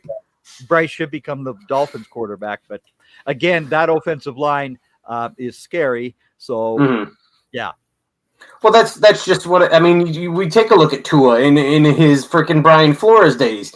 They didn't have an offense where Mike McDaniel comes in and he's getting the ball out of his hands in as close to 2 seconds as possible. He's picking up that defense. He's reading it. He's getting the ball out quick. In his first year, he's holding on to the football. He's getting teed off on, and it's the same thing that happened to Bryce Young. And maybe that's an Alabama thing. Maybe they're not reading defenses that quickly down. I don't know. I don't follow Alabama football like that. Hey.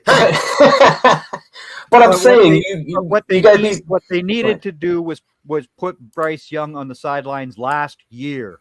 They should not have kept him out there. That was the mistake. And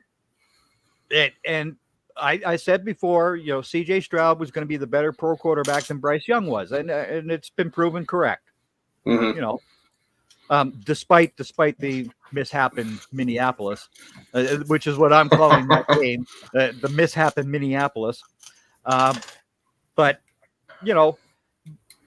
again, all the pressure that these kids get out of college, and they're the number one pick, and they've won a Heisman Award, and all this other, that means squat when it comes to the NFL. It means absolutely nothing.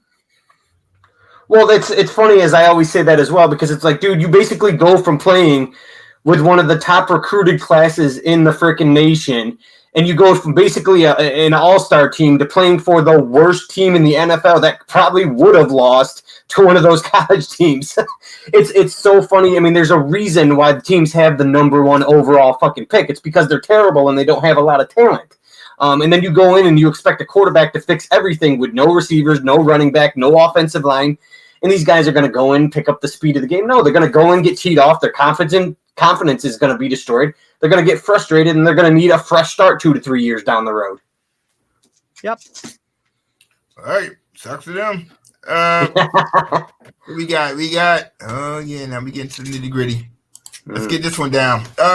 Rick, what you got on this one? Chargers lost to the Steelers 20-10. I don't know what defensive. I don't know what the fuck to call this game. I really don't. Yeah. I call this Justin Fields being successful.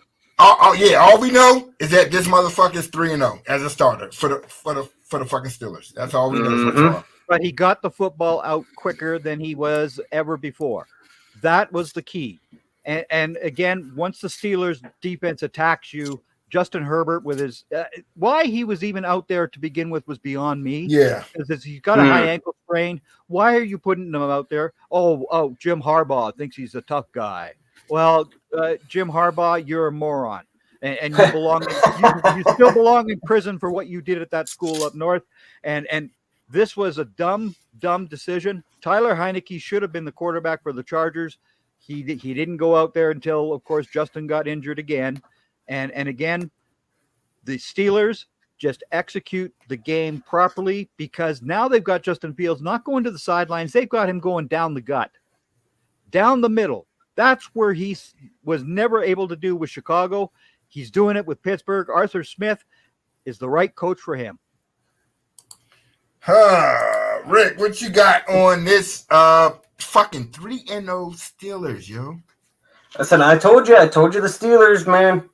To fucking watch out for him. Somewhere, if week one, I picked them to win. Remember, you gave me all that shit about the fucking Steelers, and like, I kept the receipts on that one, right? So that's because of his affinity for the team in the eastern part of the state, and he doesn't have any respect for the team out in the west. Oh no! Yeah, I respect the hell out of Tomlin. Like, yeah, he does give Tomlin his credit. So that, and I think that's the difference maker. I mean, Mike Tomlin has him playing the long game, man. He's got that team winning. I don't care that his players have to love him. They want to fucking run through a wall for him, and you know what? At the end of the day, that's what works. All the credit goes to Mike Tomlin for keeping a team that shouldn't have won 9 games last year, ended up winning, having a winning season. They'll probably end up having a winning season to finish this year, starting 3-0. At the end of the day, you just got guys that do just enough to win football games. And who gives a shit? If you're putting up 500 yards or you're putting up 100 yards, if your team wins, nobody fucking cares. I agree. And that's the thing that gets me about these Steelers fans. Like, we've been hearing it for the past, 2, 3, 4 years. Fire Mike Tomlin. Fire Mike. Y'all keep thinking that the grass is greener on the other fucking side if you fucking want to. That's why teams keep recycling fucking coaches. Because they trying to find the right mixture. My man has never had a losing fucking season. Let that shit sink in. He's Granted, only you don't have a Super Bowl. coach. He's only the third coach the Steelers have had since they had Chuck Noll, Bill Cowher, and now Mike. And now Mike Tomlin. Like, but and they succeed because they don't change their coaches. They don't. Exactly. But that's Steelers fans want his ass gone. But yet they quiet in the motherfucking church mouse right now. They fucking undefeated forever. But once they lose a game, get rid of this motherfucker. Oh my God. Like, I'm like, dude, go suck y'all don't know how good you fucking have it. Just trust me, as a team that's been through like 15 head coaches in the past 10 years, bro, just fucking take the win on that. Exactly. They want their Steelers to score 50 points every fucking game. Like, dude, that shit don't happen in the Steelers have never been that freaking the stat hounds. They've always been a team run by their fucking defense that's winning by a touchdown or less. Let it fucking be. That's all they are. And I'm not saying they can't dominate. They can still dominate football games, but they're not blowing up the stat sheet for fun. And that's something that Jerry Jones just doesn't understand in Dallas, because he loves to see those 40-point games like that from Dak. 40 points, but you lose to 42. He doesn't remember the times when we went to the Super Bowl 8 times. 8 times we went to the Super Bowl, and we never did pile up points on teams. We never did. Rick, you ready? I'm ready. You sure? I'm sure. Fuck it. I'm not ready. I'm leaving. I'll be back. I'm not even going to say that. Intermission. I'll be back. I'm just going to throw it up there, and I'm just going to let you go. Go ahead, bro. Do your thing. Dude, first of all, I think this is absolutely a pathetic showing for the Miami Dolphins, and I understand Tua's hurt, blah, blah, blah. We can make every excuse for the Miami Dolphins. Their offensive line is hurt. Tua's hurt. Every other which way we can shake it this week. But at the end of the day, this was just an awful performance, and I think as a fan, as someone who loves the game of football, I have to say that I think the Miami Dolphins' arrogance is finally catching up to them. They're starting to realize what the rest of the NFL has known for years. You can't just put the fastest guys out there and expect to win football games. No offense to the Miami Dolphins. Tyreek Hill, phenomenal player. Jalen Waddle, great fucking player. Has not reached his potential yet. But at the end of the day, they're running this offense based on speed alone. It doesn't win in today's NFL. I don't care what anybody says. There's 2 things missing from the Miami Dolphins offense, and it's showing up right now. 1, it's a big body wide receiver who can catch balls in the red zone. 2, it's a big body tight end who can move the chains. I don't care how fast these guys are. You got these guys that are running. They talk about it all freaking week. That 2 freaking high safeties. You're forcing the Miami Dolphins to cover the middle or run the middle of the fucking field. And you have to, in an offense like that, it does succeed. You watch Tom Brady run that offense for years, and he won Super Bowls, multiple Super Bowls running that offense. You know what the difference was? A big body tight end that kept those chains moving for him. Yeah. They had, and they had a run game, which Miami has, why they're not utilizing it as well. The Patriots run those Super Bowls, pulling their 3rd, 4th, 5th stringers from a guy out of the freaking stands to rush for 100 yards for him, because when the defense dropped back, they just ran the ball up the fucking gut for 4 yards a carry. I don't get where this We got the fastest team out there. Ever since they dropped 70 on the Broncos, they've had this big ego that they can beat anybody. And ever since then, they haven't really beat anybody. Look, Miami has always had a smaller squad. Always. Even back when they won their 2 Super Bowls in a row, the only big guy that they had was Larry Zonka. Now, Zonka was a master. I mean, he was a huge, huge man. I wouldn't want to tackle him. That was like trying to stop Derrick Henry is today. When Zonka got that football and he had his legs moving, to try and stop Zonka was a very tough task. But again, the Dolphins, even under Marino, they had all the speedsters, and it didn't work. It didn't work. They have to understand that to win in this NFL, especially when they travel up east at the end of the year to see the Jets and the Bills, you've got to have a bigger wide receiver out there who can take control of the football, and you need those tight ends. You've got to have them. You got to get the guy that can win those 50-50 balls. And right now, Miami doesn't have them. You can throw those slants over the middle all you want, get those 3 to 5 yards, but you're not tearing the roof off. Good defenses, and this is why they're struggling against quote-unquote good teams, because good teams with good defenses know how to defend speed. You have to have a guy that is – you got Tua, who isn't in right now, but even last year, let's say, who can put the ball on a freaking rope to a wide receiver. If you have a guy that wins those 50-50 jump balls, put it where only he can get it, and all of a sudden that freaking play at the back of the end zone that gets overthrown because your guy's too freaking small, 2 to 3 extra inches, that guy's got a little bit of extra length on his arm, he comes down with the football. It's so frustrating to watch the Miami Dolphins, and I get frustrated. Do not follow me on Twitter on game day, meow. I'm calling Tyreek Hill is one of the best receivers in the freaking game, but he dropped that football on Sunday. I was like, catch the ball, you fucking bum. So listen, I get into the football games, and it's frustrating as a fan to watch.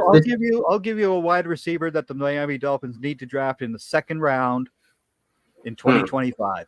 And his name is Elik Ayamor, who actually comes from 3 hours east of me in Medicine Hat, Alberta. He's the kid who put up the 274-yard game that Stanford beat Colorado in last year, including the touchdown over the head of Travis Hunter, who everybody thinks is such a great corner. He's 6'2", 210. That's exactly what the Dolphins need, because he also has speed to go along with it. Well, you take a look at it, and they call it the Shanahan offense over here. And you take a look at these style offenses, and they're always run. You can have all the talent in the world at your wide receiver position. At the end of the day, the teams that are good in the playoffs and that make it far in the playoffs have a fucking tight end who can move the fucking chains. And none of these teams that are pretenders and come play in the playoffs, they lose these wild card games. Not a single one of them has a good tight end. Oh, y'all teams suck. And I've got Luke Lachey from the University of Iowa, which is tight end who should be picked in this draft coming up as well. I mean, there are guys that are available, but again, the Dolphins need the offensive line. They got to get the offensive line settled. Oh my God. That's going to be your first round pick again as an offensive lineman. But again, these two other guys could be available in the second and third rounds. That's where the Dolphins need to go. Well, I mean, as a Syracuse fan, you got freaking Oronde Gadsden Jr. over here. Where, old man played in Miami. He's doing great in Syracuse, and he's a big body tight end. He's got the speed that Mike McDaniel likes. He's actually another one of the 10 guys that I just wrote an article on today about the ACC top 10 draft picks for the 2025 draft. So I recognize your school. I did that. I loved him, his old man in a Dolphins uniform. I'd love to see him there too. But let's be honest, that's what the Dolphins are missing. That big body tight end who not only has the speed, but that can move the chains. It's so frustrating to watch. And Seattle has a great defense. I'm not going to take anything away from Seattle. Miami did okay on defense. I got frustrated with them a little bit. They have that bend but don't break, which isn't great for the average fan, but it looks good on the stat sheet. But at the end of the day, they just could not move the ball on offense. And you got this guy who's an offensive guru in Mike McDaniel, and you put up 3 points. And you had Skylar Thompson. But here's where I have my frustration with the Miami Dolphins and where I say their arrogance took over. They say they're happy with Skylar Thompson, and he can be their guy moving forward while Tua's out. Okay, you want to stand on that ground? then he should have had a better game than he did. And if you want to blame the game that he had on the offensive line, then you go back to Chris Greer earlier in the offseason saying, we're happy with our offensive line. Your delusion's there just the same as you're saying with Jerry Jones. Either you can't have both of them right. Like, you can't say, we're comfortable with Skylar Thompson and the offensive line didn't do great. And then you can't say we're great with the offensive line and then say, they suck. Skylar hurt his ribs in the game, did he not? Well, he did, but that was in the third quarter. Yeah. But how's his rib injury? Rick don't give a fuck. because you've got a guy who's been backing up Lamar Jackson for 4 years, Tyler Huntley, who was picked off the practice squad of the Ravens, and he can win you games. Right, and he might end up having to play this week, and he's only been there. I think he was there 3 or 4 days before the game this week, and that's probably why they didn't roll him out there. But again, if you're going to go to that guy and Skylar is hurt this season, if he shows up and you're saying Skylar's the guy that you think he could be while Tua's out, then you play Huntley now and then go back to Thompson. The mental gymnastics that they're going through to try to keep the confidence in their team, just say, hey, man, you've got a guy in Chris Greer who traded for Bradley Chubb midseason, and you've got a guy who traded for Tyreek Hill midseason. Just say, hey, instead of playing this bullshit card of, we're happy with the guys we have, say, hey, we're always looking to improve the team. If there's something out there, we'll make the move. The Cowboys have Trey Lance who could come over there as well. And as long as you give Jalen Nobody Wright, want that motherfucking Trey Lance. Jalen Wright, I'm good. As long as we get Jalen Wright, who isn't playing for your Dolphins, who should be. He played this week. He played. I know, but he didn't get enough touches. That's for sure. I don't think anybody got enough touches. They were trying to throw the ball too much, despite how ugly it was. Exactly. But no, Jalen Wright needs to become a Dallas Cowboy, and you can have Trey Lance. I mean, we're good. We're good. Listen, I'm done giving up. I'm done giving up running backs to NFC East teams, man. That last time we did that, someone won a Super Bowl. Wow. Thank you for doing that. All right, so we got this. So this season has been strange. We all know this has been strange. The understatement. However, there is like one strange motherfucking thing going on in the fucking NFL this season that nobody, not even they mamas, could even picture what the fuck is going on. I'm just going to put the motherfucking score up. I don't want nobody right here to say anything. I'm just going to put the motherfucking score up. You know what I'm saying? And I'm going to let somebody else do the motherfucking talking. You know what I'm saying? Oh, God. Go ahead. He earned his time here. Hey, what's going on, bro? How's it going, guys? Y'all know I had to bring Steve on out of respect because this Minnesota Vikings are undefeated. And much since we talk, I had to show the man his respect because his team is one of the undefeated teams in the fucking league. So, Steve, do your thing, bro. What's going on with your Vikings? Well, all systems go. Everything is going exceptionally according to plan. If you've been following and reading my articles, you would understand that I was not surprised at all by the start to this season. So 3-0 is not a big deal, and it's just the beginning. So get ready and get used to it. We just knocked off two of the most impressive teams for each conference. The NFC reigning Super Bowl representative, San Francisco 49ers. Came to our house for the 8th consecutive time, left with their tail between their legs, and then we followed that up with the Texans coming home to Minnesota. And again, we were host as the underdogs and left them with a 27-point spanking. So there is no team in the league right now that is flying higher than the Minnesota Vikings. They are, and it is actually not just a random thing. It has been brewing here at the culture that head coach KOC has brought into this building since he's been hired, has been changing this entire organization from head to toe. They brought in Kwesi Adolfo-Mensah. Those two have been working together. Last year, they brought in Brian Flores, a former head coach, as their defensive coordinator. Now, he is the defensive coordinator, headmaster, masterminding the entire defense, and KOC is a mastermind of the offense. And then we might as well have two head coaches just going mano a mano, making themselves the greatest coaching duo they possibly could be on the same staff, on the same team, going in one direction, and that's upward. and we have the general manager who is just doing everything he can left and right, listening to the needs of these two coaches and bringing in every single player that fits the needs of this roster. Yes, there were bigger names out in the free agent market and possibly trade available. We didn't bring them in. Why? Because they weren't our guys. They weren't Flo's guys. They weren't KOC's guys. We brought in specifically guys that only we wanted and needed for what they were suited for, and they're executing. And our entire roster from all 53 men is loaded with the talent to be the next man up without missing a beat, rather than there being a drop-off. So when anyone else misses time, whether it's an injury or just needs a breather, they're not missing anything. That's why the Minnesota Vikings are exactly where they are and won't be going anywhere. Oh, Okay. yes, they are. Hold on, Because wait, they're wait, going to Green Bay, shit. Wisconsin, and Green Bay is going to have Jordan Love back. Jair Alexander is going to pick off that Darnold character, and it's going to be worse for them after that, because then they got to go all the way to London and play Aaron Rodgers and that Jets defense, and it's going to be a bad, bad time. Hold on. Wait a minute, Steve. Hold on, Steve. Wait a minute. Says the Greg, same hold on, old band Steve, playing the hold on, same Steve. old tune. They said Greg. that to San Francisco, Yeah, and now wait, I was about to say that. You I was just about to say last that. week who said Yeah, that you the did say Texans that. were You did say going that to shit, Greg. dump. The Texans were going to dump on Yep, the Minnesota yep. Vikings. And it So didn't. you It go didn't ahead and happen keep because it's the calling out how NFL. the Vikings It's are the gonna start NFL. failing so poorly, and they're going to do exactly the opposite of what you think they're going to do, and make you Yeah. look foolish all year long. So bring Well, it that's on. fine. That's Green fine. Bay is going to That's get fine. smoked. That's fine. That's fine. They can be whatever they want, what you want them to be. But I'll still feel the same way about the Vikings. That's the bottom line of this. And Jair Alexander is going to pick off Sam Darnold. It's going to happen. It's going to Oh, happen. the man who's leading the NFL in touchdown passes. Yeah, that's it. Yeah. Hmm? 8-2.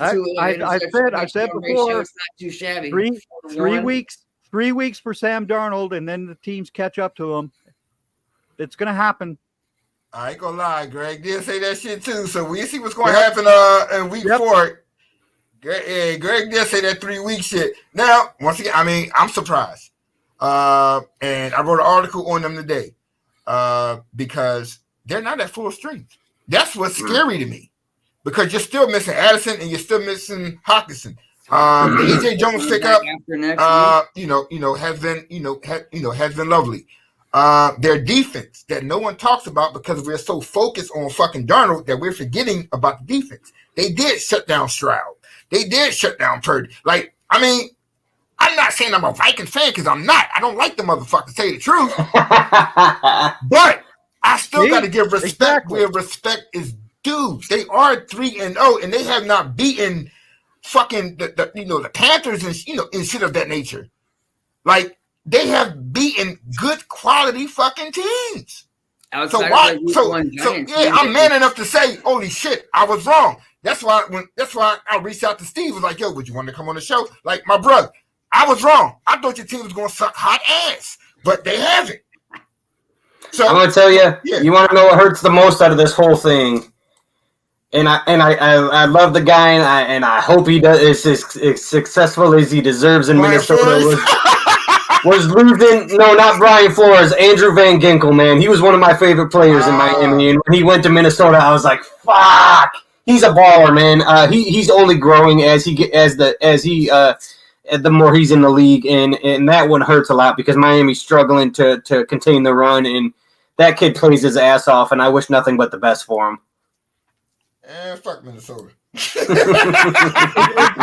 Exactly, Mark. Fuck them. No, but like, once again, man, I'm surprised. I'm shocked, and at the same time, like, yo, as long as it can go, let it go.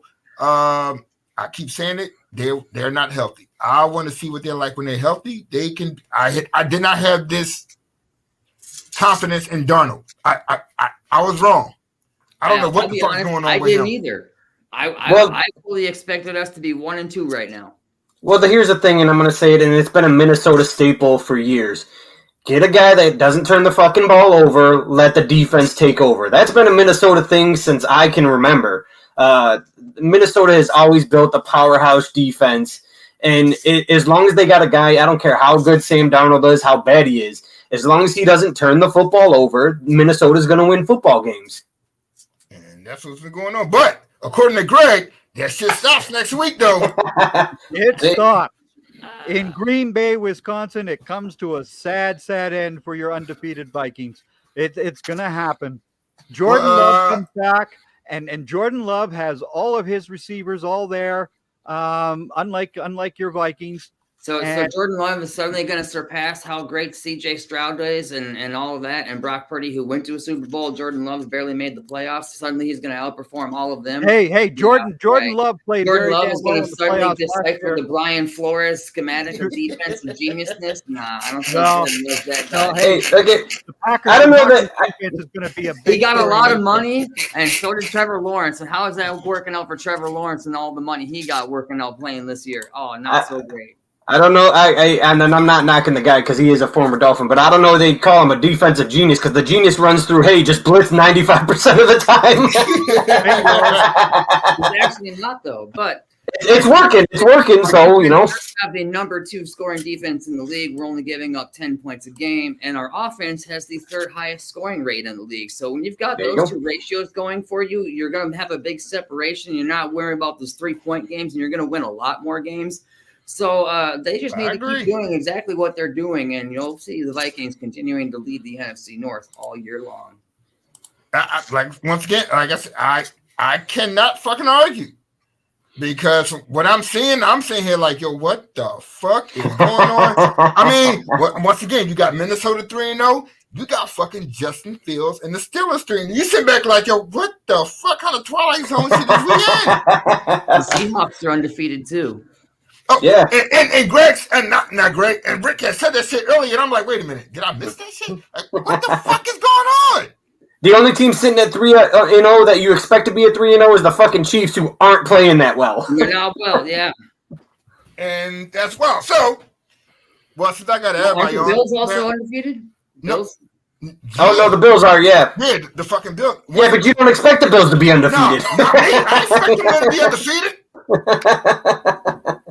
I did not see them being fucking undefeated. Well, No. anyway, on that on that note, we can talk about the best team in the NFL right now. The Philadelphia fucking Eagles. God damn it, right. I'm the host of the show, so my team always goes last. Yeah, Mm. yeah, Y'all like yeah. it? Get y'all. You know what? See, Greg. See, I wasn't going. Greg. See, Greg is ready to talk shit already just because of the fucking Eagles. Like he's just ready to talk shit. You know what I'm saying? He's about to pull out his notepad. All right, what I got here? I'm not going to talk shit about the Eagles because the Eagles defense, like I said earlier, played against the run very well.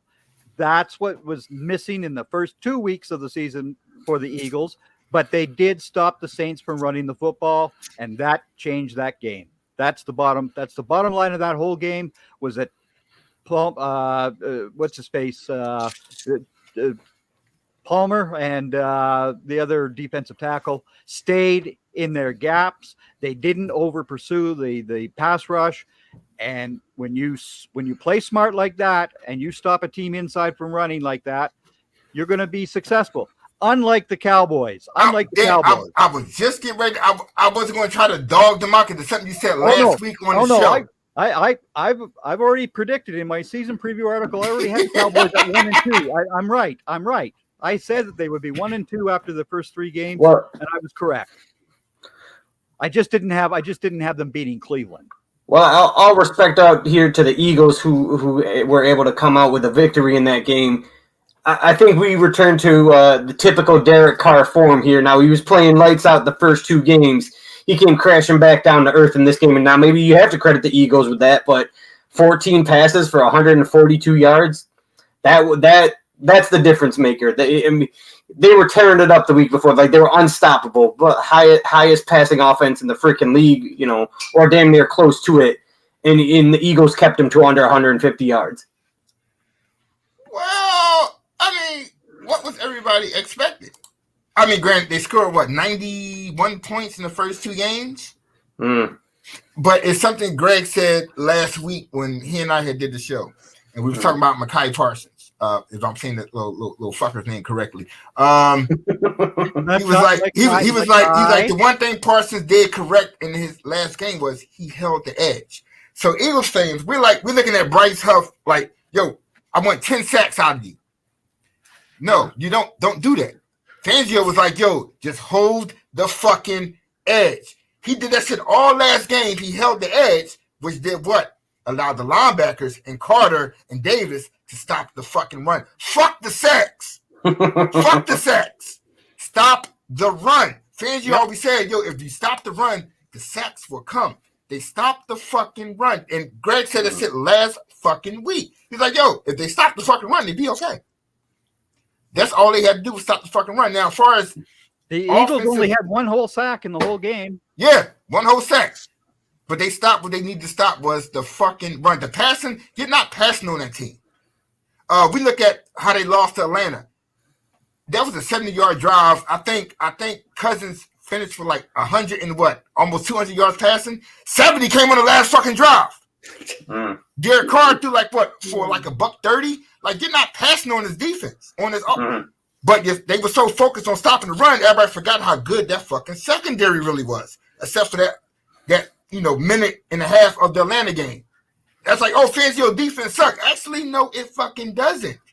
It really doesn't. They don't give up touchdowns. They don't. They give up touchdowns in the last minute of the fucking game, but throughout the game, look at the scores of all the Eagles fucking games. Like my man said about the Vikings. You're not really scoring on them. So, What? Go ahead. I was gonna say, and I'm not knocking him because he did have his good times in Miami as well. But like that was one of the most frustrating parts of a Vic Fangio freaking defense was. Yeah. It was great all game, and then you just watch in the last 2.5 minutes, like, what the fuck are we doing? How did we do so well all game to lose the fucking game in the last 2 minutes? That was But again, that goes back to the Miami offense and the troubles that they had, and the defense was out in the field too long. Then you lose Chubb and you lose Phillips, and your edge guys were gone, and that just destroyed them. And the same thing happened to him in Denver as well, because when he was with Denver, they had the same issues there. Their offense was terrible. Their defense was out in the field too damn long. And again, with the Eagles, he now has the opportunity to have his defense fairly well rested because the Eagles offense can move the football and keep the football. Yeah, I don't know if they can move that motherfucker. Goddamn Jalen Hurts out here. I don't know. But once again, like, as we said last week, me and Greg talked, is that you're missing one of the biggest weapons. That offense does not move the ball correctly without AJ Brown. It's amazing how one player can dictate a fucking offense. But hey, you take a look at here, and not to jump in here, but you take a look at what did I say earlier about a big body fucking tight end? Yeah, yep. Who took over the game for the Philadelphia Eagles? Goddard. Right, exactly. Finally. Right. If Goddard didn't get loose on that play, this is a different result. This is a totally different result. Yep. Finally. And I mean, Barkley had. How can I say? If I'm the Giants, if I'm the owner of the Giants, everybody's. I'm firing everybody. And I'm like, how the fuck did y'all let him walk? Like what the? And not even that. The shit was on national television. It was like. You could tell when they told him the news, his heart just broke right there on camera. I'm sitting here watching on the phone, and he was like, "Yeah, we're gonna let you touch free agency." I'm like, "Dude, he's not coming. Like, why would you say what the fuck?" I'm like, unlike last year, when the bag that he deserved. Unlike last year when the Eagles used every running back under the sun. They only used Barkley and Hurts as rushers against the Saints. That's it. Hurts and Barkley. That was it. Yeah, no Gainwell, no Shipley. Nope. Yeah, but if Smith is okay and Brown finds his way back, that offense will be okay because Brown is that fucking. I mean, he's not. He makes that offense go because you got to double him. Now you got to double Smith. And we saw that bullshit ass Chiefs. That was some bullshit. Lord have mercy. That was a bullshit ass hit. Like you listen, fuck that dude up. I'm all for playing fucking physical, man. That's part of the game. But you're playing dirty is a different fucking story. And that was a bad dirty hit. But you know what? Honestly, that's that bullshit C.J. Gardner-Johnson used to do when he played for the Saints and shit. He used to do the same bullshit. Now he's on my team. And I'm like, yo, fuck these motherfuckers up. But, but I think Greg has said it once again last week. We so busy talking about Carter and Davis being a bust. It depends on how you look at them. Like, what do you want them to do? You want them to get 20 sacks? Dude, they're like more of a, I'm gonna clog the lane and let our leading tackler in NFL plays for who? The fucking Eagles, the fucking linebacker. Because them big dudes up front, they clog the lane. That cost them against the Falcons because they were coming after the quarterback instead of staying in their lane. Bijan Robinson went up the gut and he was gone. That was it. Yeah, Greg called that shit last week on the fucking show. He called it exactly what needs to happen. And it's like, I don't know, they watching the show. If y'all was, peace out, Vic. What up? You're welcome because of course Sirianni doesn't listen to anybody. Look, that's another thing. Y'all gonna leave my coach alone. That motherfucker ain't nothing wrong. Like, real shit, God. Nick has been the same coach since he came into the league. Last year, they was like, oh my God, he's trickling with the offense too much. Nick said, you know what? I'm gonna shut the fuck up. I want him to wear another Beat Dallas t-shirt again. Come on. You put that on again, Nick. You put that one on again. See, I'm not even going to talk about the Eagles and Dallas because honestly, it's really no contest until y'all can reach a fucking NFC championship game. Then y'all can come to. Don't talk about the fucking 80s and the 90s when VCRs was alive and shit. I don't want to hear that. Oh, that's why he brought up the Packers because the Packers knocked them out of the playoffs last year. Oh, shit! Which shots fired. I said clearly that the Packers deserve to beat the Cowboys that day because they came out and did what they needed to do, and they've got those 3 young receivers, all in the top 80 of receivers, ranking wise. And Jordan Love knows how to find these guys. Sorry. And that's why the Vikings are going down on Sunday in Green Bay. There you go. Another 5 sacks and we'll be over 20 on the year. You're still leading the league. I'm done with y'all too. Holy shit. Oh, damn. Oh. All right, so with that out the way, everybody knows, especially Greg knows what we do every week to end the show. We go over our our picks. Last week, I don't know what the fuck was going on, but Rick and I both finished 8-8, which brings our total to dead even. 28-20. What the fuck? All right. Here we go. So boom, we only got like 9 minutes left. So we got the week 4.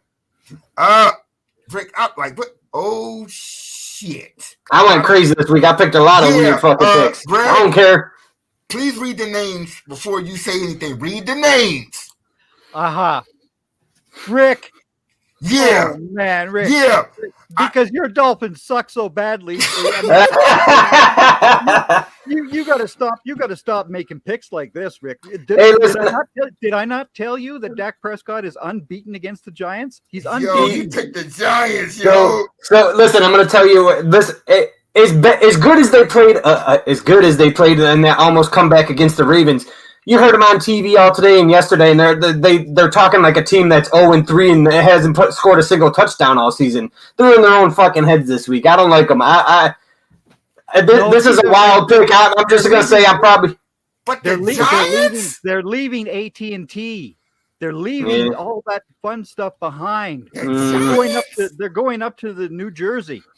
And New Jersey is a good place for the Cowboys with Dak. They'd love it. You got to pick an upset every once in a while, and this is mine this week. All right, well, there you go. The grass is greener in New Jersey. Okay. I got the Cowboys. Rick got the Giants. If nobody gets hurt on that field. What we got next? We got the Eagles and the I'm about to say the Cowboys. Oh, God, I'm bugging the fuck out. We got the Eagles and the Buccaneers. Rick and I both chose the best team in the NFL. We both chose the Eagles. Where is this game? Is it in Tampa? Yeah. I got Bucks. What? You ain't got shit. He said mute. You know what I'm saying? I'm about to mute your ass. Picking against my damn Eagles. What wrong with you? Speaking of your Eagles, really quick, they might actually need to look over their other shoulder, not their Dallas shoulder. You might actually have to watch out for that Washington Commanders team that's coming in the East. Yeah, I ain't gonna talk about that crazy shit. That's some media shit. They watch a motherfucking game on prime time, and all of a sudden he's the best. Get the fuck out of here. Get the fuck out of here. There's only 2 games on last night. They need something to talk about for this morning. All right, next up we got the Broncos and the Jets. I got the Jets. Rick, yo, you bugging the fuck out, yo. What in the hell? Okay, because the Broncos played well in Tampa, and they deserve to beat. I swear to God, I did not pick the Broncos. What the hell am I doing here? You are bugging. Are there bonus points involved for picking the underdog? I know what happened. Syracuse is close to fucking Canada. So motherfucking Greg just slid some of that shit. What the hell? I did not. I guess I picked the Broncos on this one. Whatever. Yeah. I was doing this. I was like, oh yeah, I'm about to win this motherfucking week, yo. This isn't even like a Minnesota 49ers mess up from week 1. Apparently, I really did just pick up the Broncos. All right, the next we got the Vikings and the Packers. I got the Vikings. Rick got the Packers. Rick, you are an intelligent young man. You went with the Green Bay Packers. You are a smart man. There we go. There you go, Rick. He's not 100%. I'm giving you praise. He won't be able Finally, to avoid all the sacks coming to him. All right, next up, I got the Falcons. Rick got the Saints. Mm-hmm. Yeah, all right, yeah, that's a toss up right there. That's the anybody can win that shit. Yep. I'm going with you, Mark, on the Falcons. Saints. We got the Jaguars and the Texans. We both picking the Texans. That means they're going to lose. What we got? Steelers and the Colts. I'm trying to find a fucking joint. Oh, Steelers and the Colts. I got the Steelers going 4-0. Rick got the Colts. Fuck it. I don't know. What the fuck am I doing? I'm going with the Colts. Let's go. Yeah, I'm just like, were you cleaning the house and sniffing the chemicals today? Yeah, I think I picked a lot of upsets. I gotta try to expand some of this lead a little bit here. We're picking all the same teams. We got the Rams. We got the Rams and the Bears. We both went with the Bears because the Rams kind of fucked up right now, but they did just beat San Fran, so you know, there's no fucking telling. Next up, look, you got this bullshit. Everybody riding they fucking nutsack right now. We got the Commanders and the Cardinals. We both picking the Cardinals. I got no fucking faith in the fucking Commanders. They play 2 good games every fucking season. Everybody go crazy. Like, kiss ass. Marvin Harrison Jr. has a huge game against the Commanders, and that very bad secondary. Very bad secondary. They're closer than they appear. They took the Buffalo Bills in week 1 to a full 28-34 score. So they're not nobody. Damn, I missed that motherfucking joint. What? Damn, the Browns and the Raiders. I gotta start doing that shit in fucking order. The fuck did I pick on that one? Yo, that's a good. Oh, there it is. Oh, yeah. This should be a tie game. It should be like 6-6. This is gonna be awful. That's a fucking flip the coin. Whoever gonna win this one? Chiefs and the Chargers. Do I even need to put this on a fucking board, yo? Chiefs. Like I'm pretty sure, and I know for a fact but I don't know what Rick this week. I don't fucking know. Rick, I don't know. Rick might pick the fucking Chargers. I can't even find the fucking game. Rick. Oh no, here you go. We both picked all right. We both picked the Chiefs. All right. Rick came to his senses and shit. I don't know. Rick been bugging this motherfucker. Bills and the Ravens. Ooh. All right. Buffalo. Ooh. Rick went with Baltimore. That should be a good game right there. Game of the week right there. Oh, wait a minute. Rick, I like your pick there. I like your pick of the Ravens. Really? Yep. You like the Ravens? Yeah. Yep. All right. So we got the next game up. We got the Titans and the Dolphins. We got Rick team. That's his squad. The fucking Dolphins. That's his squad. Listen, there was nothing that looked like an NFL team this weekend, so I'm not picking them until they start putting something together. Rick, you're picking Will Levis? Like, Well, then over a guy that's been on the team 6 days. Yeah. You got a good point there. Yeah, you kind of right with that one. All right. The last game. Oh, no, not last game. You know, I always do my Eagles last because no, we did them first. No, the last game is actually the Lions and the Seahawks. What did Rick do? I always got to ask that question because with you, I don't fucking know. Oh, this should be a good game though. I got the Lions. Rick got the Seahawks. I still say after looking at your picks, I'm going to come out at least 4 or 5 games ahead for the season. Well, listen, he said that a couple weeks ago, y'all, and we broke even, so I'm gonna roll with it.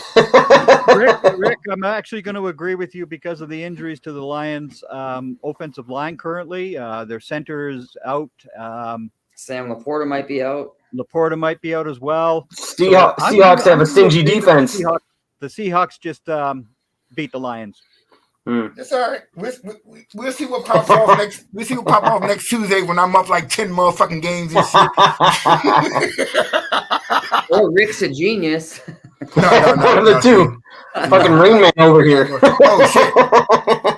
All right. Well, just remember, it's the Packers, the Ravens, and the Seahawks, and Rick, you win this week. That's there you it. go. That's some bullshit right there, y'all. The only That's 3 some games bullshit. that I agree with you on here. So that's I'm gonna keep that's these the up bottom though. line. I'm gonna keep these up because I never write my picks down. I keep them over here, so I got to keep these up. All right. So that's the end of the show. But first and foremost, y'all probably missed the beginning. Like we got a new ass intro and shit. That shit is fire, son. Yes, sir. Y'all peep out the new overlay. You know what I'm saying? Yeah. Waiting for all the people who got to explain. So y'all can watch us on StreamYard, X, YouTube, Facebook. Subscribe. What's up with shit over here? StubHub, because we have a partnership with them to buy your NFL, NBA, NHL, whatever fucking crazy other sports you watch. Get your tickets from there. Team MBS code. If you do any betting, BetUS. Sign up. The promo code is Team NBS. You get 125% sign up bonus if you use the promo code Team NBS. And right here in the corner at the bottom, y'all see the best streetwear clothing line out here. Rich Kid Clothing Line out here. Y'all see that right down here at the bottom of the screen right there. Rich Kid Clothing Line. Head on over to the site. Cop some fresh gear. With that said, want to thank everybody for another great show. Greg, I still don't know where the fuck you came from. Canada. Out of nowhere, but during the show, I reached out. I reached out to Steve just because of the Vikings and shit, and we always like to talk shit to Steve anyway. So I figured let him get some shit off his chest because the way you was talking, it looked like you've been rehearsing that shit for like a whole fucking season. He went full Obama. He had his pencil, was yelling in the mirror. You know what I'm saying? No, not even that. Once again, Steve came on the show with his Captain America mask. I can never be mad at somebody who comes in the show with Captain America memorabilia. He did his Dennis Green impersonation. We are who they thought they were. But real shit, I do want to thank both of y'all for stopping past. Another good episode of the Mad Podcast. We'll be back next week. Once again, I think me and Rick and I we've been talking about doing an hour NFL and then doing an hour of something else, so it won't be just NFL based every fucking week because I can't take that shit. I'm an NBA guy. You've got like Marvel stuff to talk about. Thank you. There's so much going on right now. Yeah, all that shit going on, and then the NBA training camps are about to start. I cannot get caught up in no motherfucking NFL every motherfucking week talking about how good my Eagles are. And the NHL is about to begin as well. Look, I can't talk NHL because I cannot pronounce none of their fucking names. Connor McDavid, Leon Draisaitl. Those are easy. I know Connor McDavid. The rest of the motherfuckers, Sid the Kid. I don't know who the fuck that is, bro. Wait a minute, Sid the Kid. Wait a minute, Crosby, right? Sidney Crosby. Crosby. Penguins. Yeah. I know that because I be gambling on that motherfucker. That's how I know his name. Marchand for Boston. Marchand, yeah. Because I be Marchand. gambling on his ass too. That's how I know that motherfucking. And then them dudes down in Florida, it's like 100 of them motherfuckers. Like Ovaleski's, all them motherfuckers. I don't know them names, but yeah, all them dudes. But anyway. And congratulations to your Phillies for winning the division for the first time since 2011. There you go. See, I remembered. Thank you, Greg. Oh yeah, Nice. big shout out to the Philadelphia Phillies for winning the motherfucking NL East, which I really didn't want them to win. I don't want them to get a first or a second seed because I think that shit's a setup to failure in the fucking playoffs. It never works. I'm like, yo, just go in as a wild card and whoop people asses. That week off, that shit is no good for no fucking baseball team. However, they're gonna end up with the first or second seed any fucking way. But hey, wait a minute. You know, Steve, Minnesota, they right there in the thick of things. I think they're like what, 1 or 2 games behind the wild card. I think they're trying to hang on or keep one of the wild And- card spots. They're trying to back their way. You got those reverse. Those Yeah, y'all got Baltimore next series. Reverse sounds in right. Beep, beep. So y'all better get y'all shit together. Y'all got Baltimore coming up in a couple of days. So that's gonna be y'all season right here. Like y'all got 6 games left. You gotta take something. Otherwise, my Phillies, we gotta worry about this shit. We already in, so it ain't my fault. Y'all a bunch of fucking losers. But I'm sorry, it's too much fucking fun. Hey Greg, we never go. Well, look, bruh. Look, the Cardinals. They not suck gonna- this year. They just suck.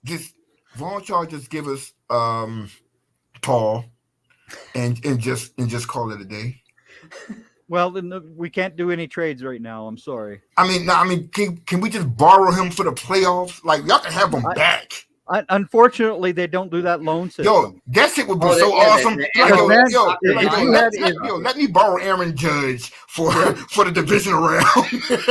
or Vladimir Guerrero Jr. I mean, I would. Oh my god, I would love to have Vlad right now. But plus Toronto fucked up. You know, y'all didn't have Bo Bichette all year. That helped. That hurt. That did hurt. Vlad, he needs to come to Philly right along with Juan Soto. Don't worry. If you've got $450 to $500 million, you can have Vlad. We got it. This MLB. I know. Ain't no cap. Ain't no cap. Oh, don't worry. I'm dropping that article tomorrow anyway. How the Phillies gonna get Juan Soto? They find a way to have all that money. I mean, Oh yeah, man. Look, man. We like Embiid. man. They out here throwing Diddy parties, bro. They got that shit. The Eagles got everybody getting money. Yeah, everybody. See. But anyway, like I was saying, because I'm hungry, I gotta go eat. Thank y'all for tuning in. Wait a minute. I even think I even did a little exit commercial and shit. I was on some other shit. Oh damn, Rick. What? I'm sorry. Hold on. I forgot to play this shit before our picks. I want you to see this shit. I made this shit the day Fans before. of the Mask I forgot to play podcast, this shit. time to get our scorecards out. It's that time again. Mark and Rick give their weekly NFL picks. Who will come out on top?